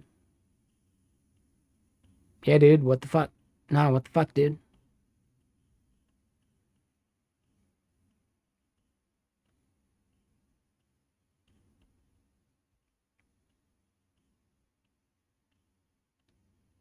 There it is. That's it. No, that's it. What the fuck, dude? And this is then 5.8, right? Now, it's just like, it's not obvious, like, where all these things come from. And I believe, yes, this value is now 5.8, yeah? The call was coming from inside the fucking hosting. 6.8.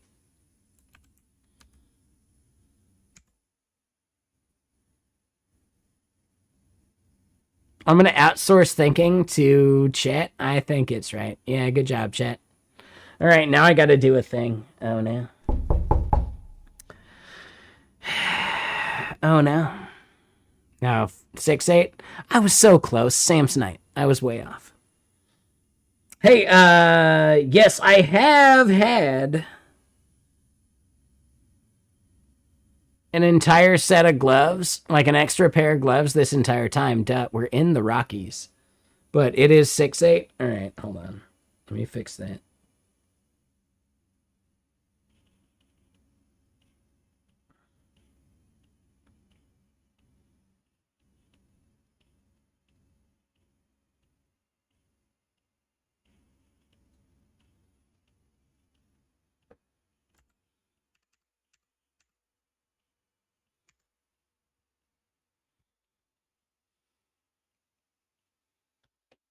All right, 6.8.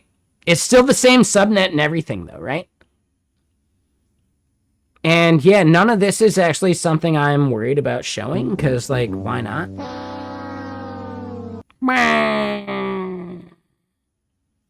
Yeah, dude, the knock knock, dude, the sound effects are the best. I love my stream. I have the trolliest, like, coolest, most fun stream. Don't I? Like, oh my god. I believe, yeah, the 6.8. This is not a secret that's actually, like, a thing I need to hide. This is, yeah, it's meant to be public. Like, it's fully fucking public. And we're not even behind a thing on Cloudflare. Like, it's a fully on, like, just like we're linking directly to it. Like, fuck it, dude. Yeah.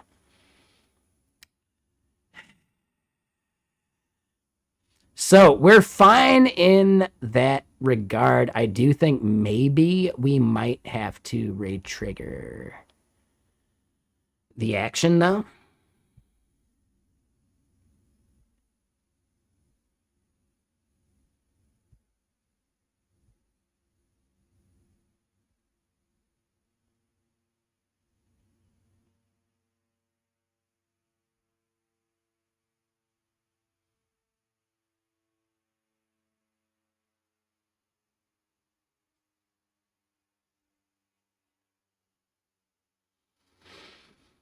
Right, so what we're recognizing is that, yes, build and deploy takes way too fucking long. I did think I had some stuff cached, but we're not caching nearly enough. Because this entire, like, compile release step, that should have been cached as well. Right, so I know we could cache it outside. It'd be better if we cache it inside. You know?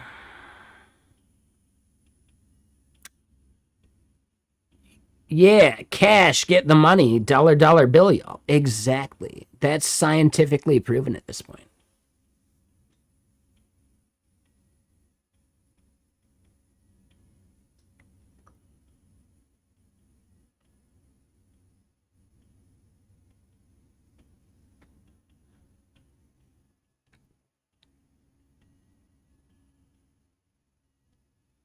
Also, I believe, yeah, cash me outside. We should also cash it inside. Yes, I made that joke.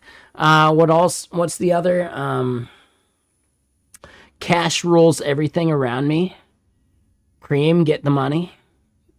That's where the dollar bill y'all came from, technically, but I didn't do the full quote.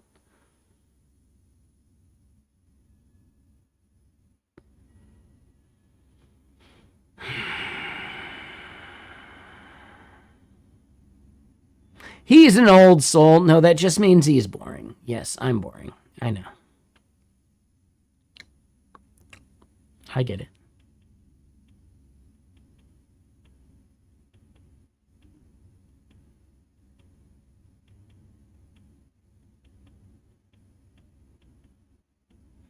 Here we go compiling again. Do we think this is actually going to succeed? Like, dude, the compile step is so, like... Oh, it's such a fucking tease. Like, it takes so long, and then all of a sudden it just, like, will randomly just, like, either you fail or you don't. Right? Like, dude, the step after compile is... Oh, that's the one that hurts the most. Right? Like, compile, we know that's going to succeed. Like, we know build is going to succeed. Dude, bundle is going to succeed. It's all this other stuff that happens after that, like, oh, man, it's... Transfer? Worked. Oh. Oh.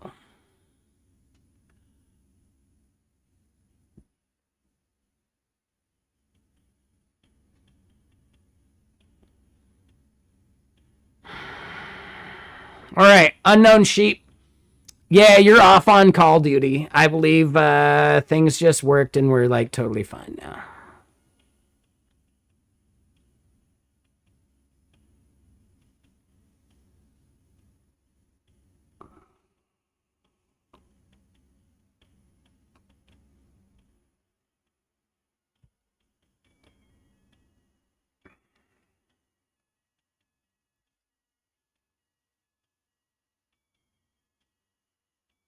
All right. Thank you, Unknown Sheep. You're the best. You're the best. Honestly, you're such a dude. Thank you. Let's go look at metrics. Are we still maxing out CPU?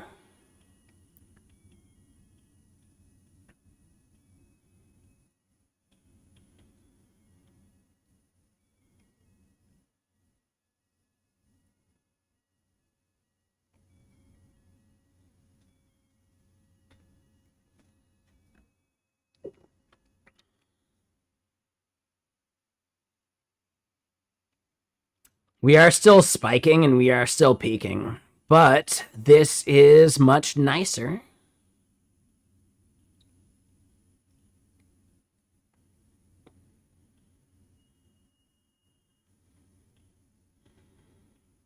Ooh, the 900 megabits. Thank you. Ooh, that part feels way nicer. Like, we weren't even hitting the 200. Like, I shouldn't have complained about that. Like, that part doesn't matter. Like, dude, we weren't even hitting the 200.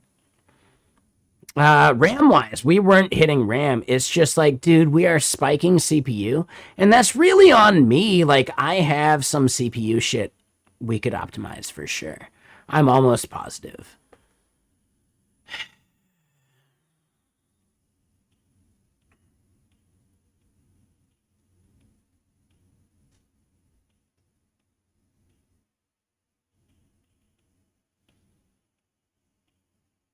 You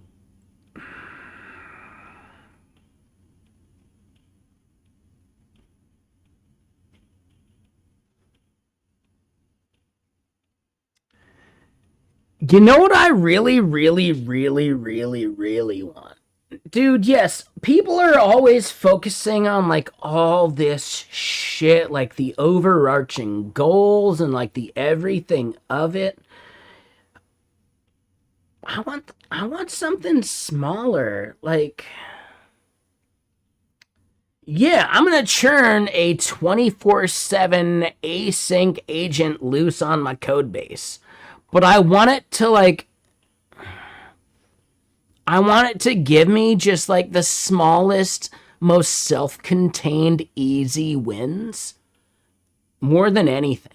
I don't want huge refactors. I don't want huge rewrites. I just want like the smallest, just like, dude, this one little fucking thing, right? And in my brain, it's a bubble, right? I want it to bubble up just little fucking nuggets of wisdom. I do not want entire code base rewrites. I want fucking bubbles, you know? How could you make sure that you have just some like thing just churning, doing its thing? It runs on a regular basis and figures shit out and does stuff and like kicks stuff off and like figures it out and thinks and blah, blah, blah. And then just comes back with like bubbles and then critiques itself like, hey, are these bubbles actually gonna like do or change anything? Or are you just like having bubbles for bubbles? Like you like critique itself with itself or another model even, right? And then like, dude, only the bubbles that really truly matter and are fully self-contained within like such a small window are things that we should like actually bubble up, right? That would be like such a very cool, fun actual like agent to make. It runs 24/7. Fuck it, you're gonna pay for it. And is that actually like the future? These like async agents that are just a 24/7 thing. It sounds expensive. It is expensive. It's really fucking expensive. Yeah. But that's what I'm wondering, like, is that like the future that like these big fucking like frontier model providers actually want? They do. They want this expensive thing that runs agentically that no one thinks about and just bubbles shit up. But then the moment it bubbles something up, it's like really fucking easy to approve and say like, yeah, I like that. Good job. Nailed it. And it's gone.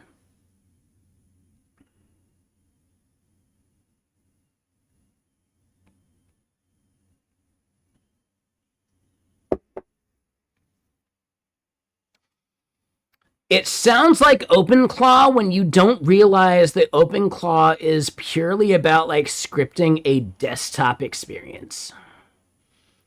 To me, this is not that. This is not a desktop experience. This is not a thing OpenClaw is necessary for.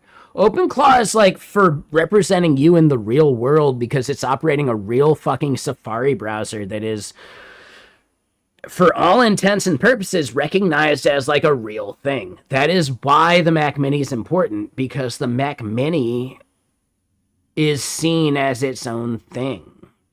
It's not some fucking ephemeral bullshit you spawned in the cloud. No, this is literally a hardware device doing things, right? So the Safari browser that it runs is literally a hardware device doing things, you know?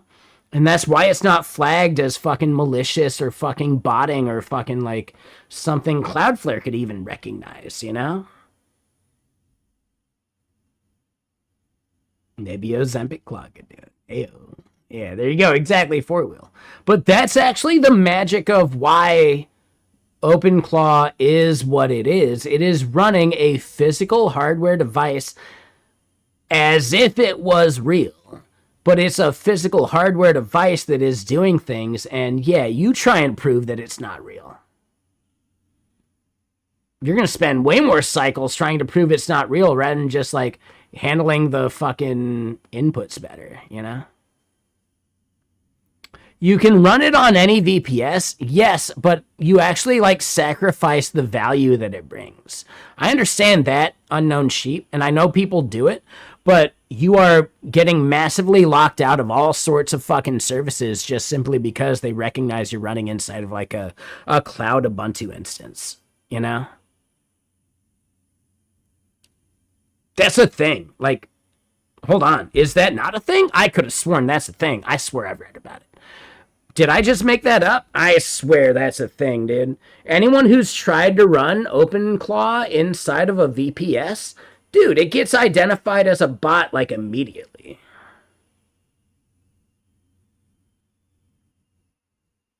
Like immediately, right? Like inside of VPS, like, dude, fuck, like any service like you even trying to look for that shit, like you're a bot immediately. Whereas you're running on a Mac Mini inside of a fucking Safari instance, like, dude, yeah, dude, that's not a bot we're looking for whatsoever. So, like, nah, you're just not, like, not matching any criteria we care about. You're not going to see all the fucking gates and other bullshit that we're going to present to any other fucking, like, client agent, you know? There's, like, a thing to that, for sure. Like, 100%. I don't know. That's the thing. I'm not trying to like endorse or say like, dude, do not try and build around it. They're just going to change it. And the moment they change it, like you've invested into a thing that just doesn't matter anymore. So like, it's not worth trying to like hack around that shit.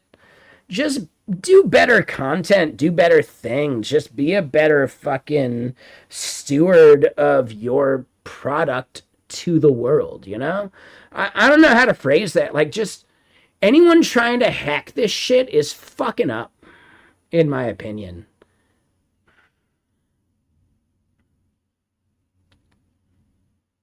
And I say this working at a company that is trying to hack answer engine optimization shit. And like, I get it, guys. Like, yes, the key is like have content that answers questions. That's like the only thing you should do and you can do. And I think we're doing that really well. And I think that's fucking awesome.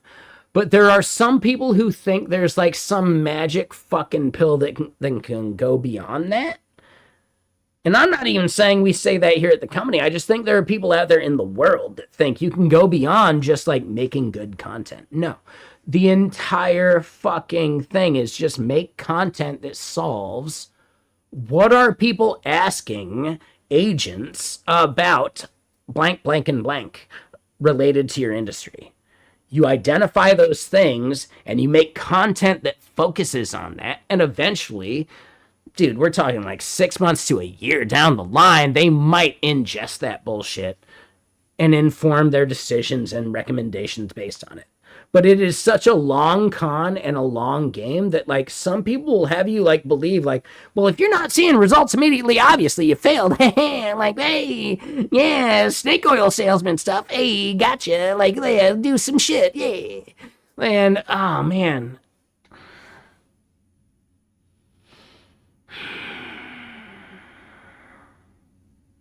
I think that shit's fucking hilarious. That's all I can say about that. I just think it's fucking hilarious. I don't know how to phrase it any other way, any better way. Like, no, it's just fucking funny.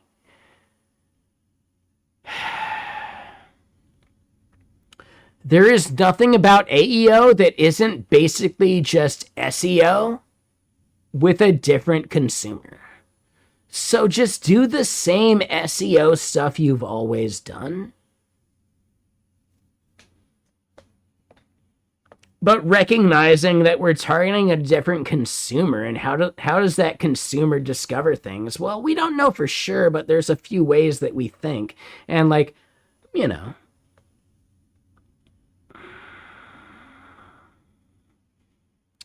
I have opinions. They're not right. I'll work on them. We'll figure them out. Other than that, I don't know. I would love to like do some shit, talk about some shit, be proven right, and put that on my fucking resume. But who knows? I don't fucking know, man. Yeah, whatever. Who gives a shit? Who gives a shit? Who fucking cares?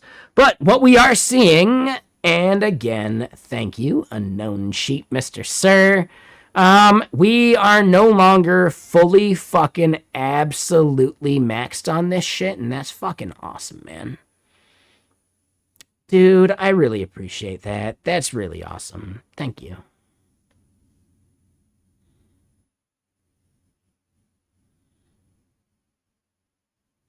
Oh, as we spike to 100 again. But no, I get it. Like, that's on me. That's on my service. That's me fucking up. Yeah, thank you.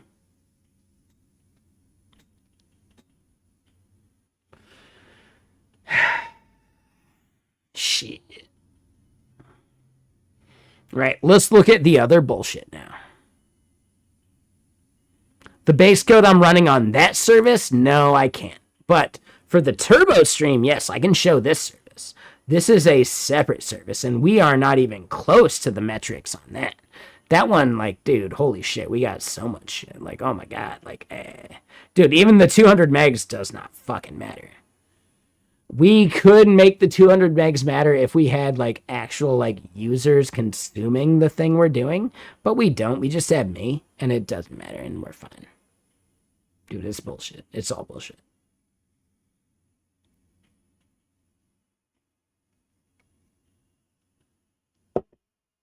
Dude, this one doesn't matter. But if you want to see the source code for this, you can do so. That's a separate thing. That's a totally different thing.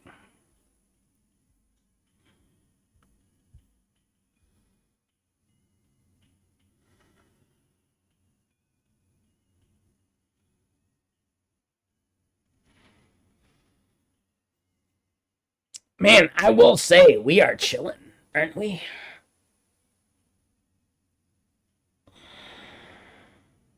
Ooh.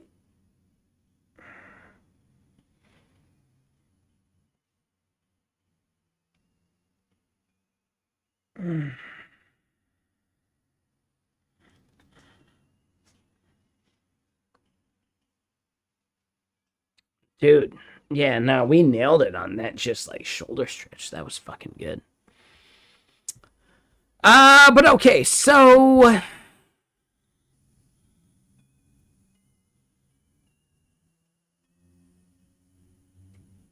I know today's a Saturday, and we did some planning with a thing. Honestly, I want to look at Panopticon.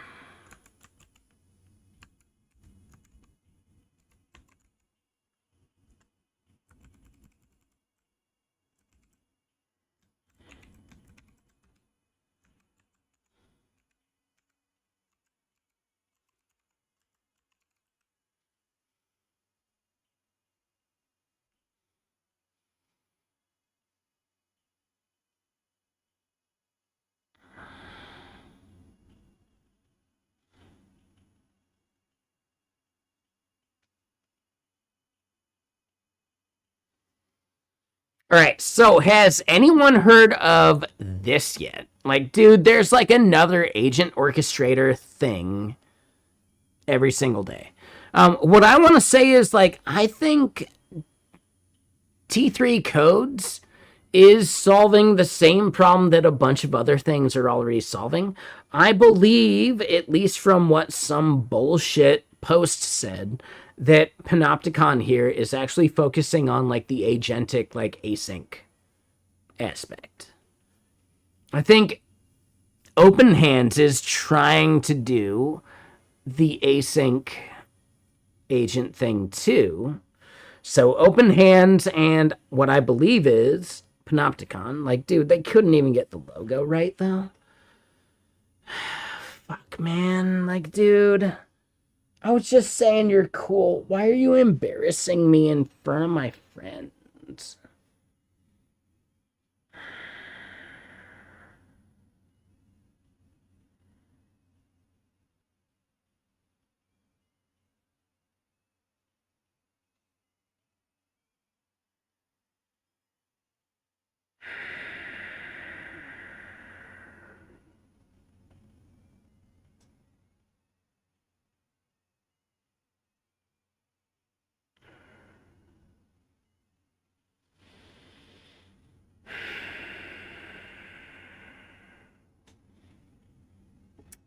Right? Like, dude, this is the future, right? Like, dude, I made an AI thing. Like, why do I care about what humans will see? Like, why does dark logo have to actually be a logo? Like, dude, an AI gets it. It's just like a dark logo. Fuck it, man. We're good. Dark logo. Deal with it. And then AI, like, do other shit. Like, just absorb the docs and do stuff. Like, I don't know. There's something, like, somewhat inherently offensive about, like, yeah, you know, like, we got AI just absorbing this shit. They don't care if logos are in place or not. Like, if the images work, like, they just don't care. So we don't build around that or give a shit about their interpretation beyond that. Like, we just don't care. And then it really like just shows in the rest of a product. Like, oh yeah, this thing, I can't even zoom out in a way that makes this actually render properly. It's like they never even looked at it. God.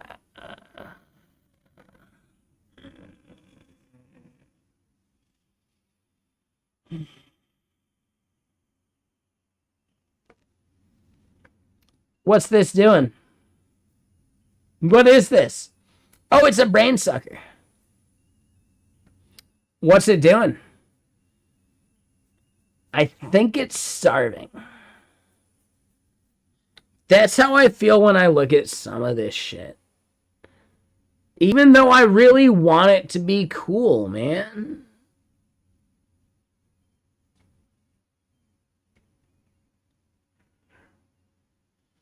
Like,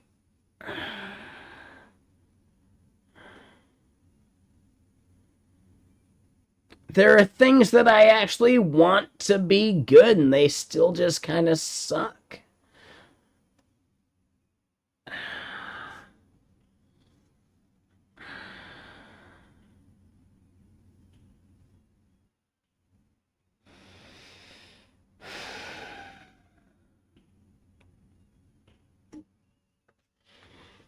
All right, so yeah, I don't know, man.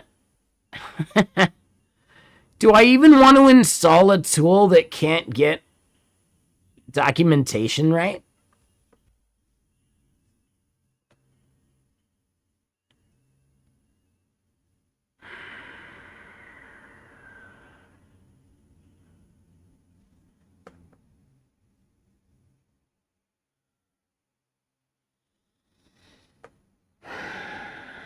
Sure. Why not?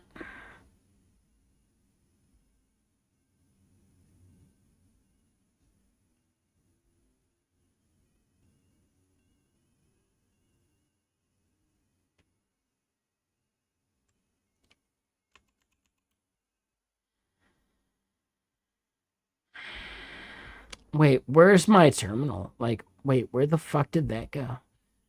Oh, here it is. Wait, why did I skip over that? Okay, anyway.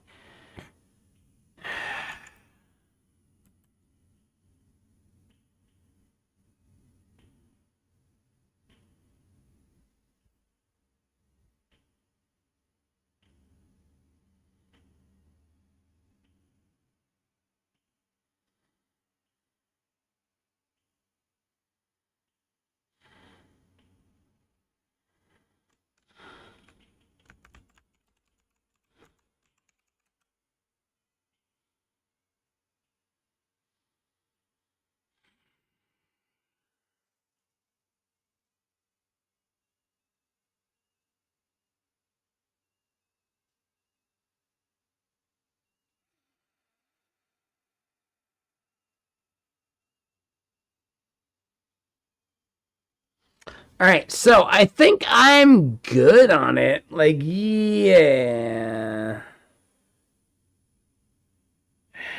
We'll fucking do it later. God. They said they'll install if I just do it again. No. No, still the same shit. I just gotta like do it elsewise. Like, all right. All right, so who do we go raid? And we'll be playing some games with friends, I think.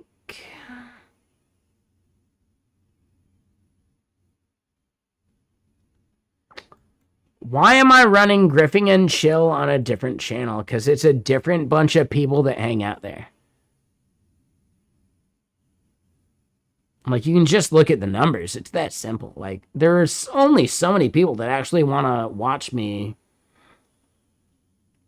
play games or, you know, other stuff I do there, like just hang out and watch some shows while I do work and you can't see what I'm doing, like co-working style. Like, it's a different crowd. Like, no, it's a different channel. Like, it's not something I want to do with this channel. No, thank you.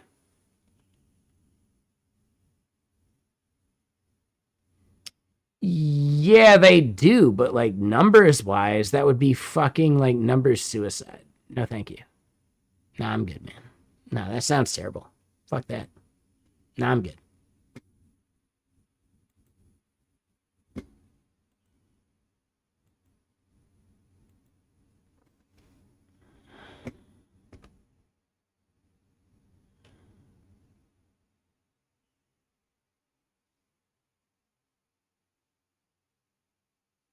How is that even weird? Like, come on, man. Like, why are you making that seem strange? Yes. Streamers have to think about that kind of stuff. Why is that weird?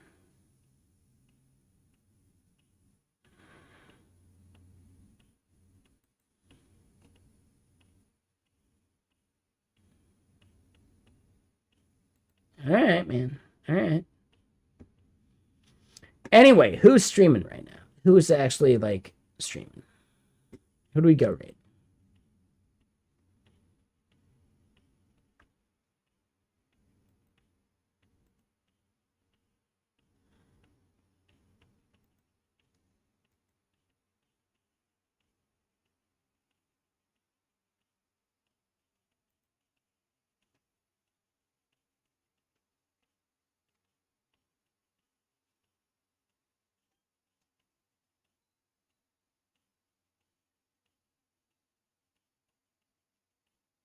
Wow, Saturdays are like crazy. Yeah, Coppinger. Oh, is he gone? Why didn't I see that? Oh, there he is. Yeah, 100 people, build story, do it live club. He's doing his like hackathon thing. I don't know, like it's cool. Sure. Let's go raid Aiden. I don't know if I've ever had a chance to raid Aiden, actually.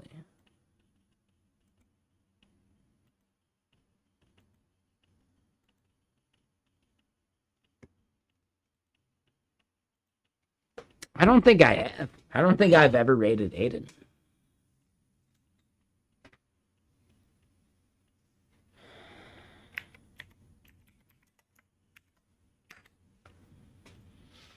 So if you guys don't know, Aiden is the creator of Fossabot, right? That is one of like actually the premier bots. Like, I should ditch Nightbot for Fossabot. Like, I should have done that ages ago. I just haven't. I'm lazy. But yeah, for sure. Like, Fossabot's like the fucking streamer tool. For sure. So let's go raid Aiden. Because he's a dude. He's actually like kind of cool. I've met him before. He's a nice dude. He's very cool. All right, so I'm going to pause the music. Yeah, last song on the album. Let's just click the button. Let's do the stuff. Let's go say hi to Aiden. We're raiding Aiden. That's funny. That's fucking fun, right? I'll be over on gaming stream here in just a little bit. I think we'll play, I don't know. I haven't seen Robotic Head. I don't know who's around for like gaming streams, so we'll figure that part out. But let's go raid Aiden because I do need to get food in my belly. And maybe I just do some like Indian food again because I love the Indian food. It's just so good. We'll see. Let's go raid. We're going to go raid Aiden. We're raiding Aiden.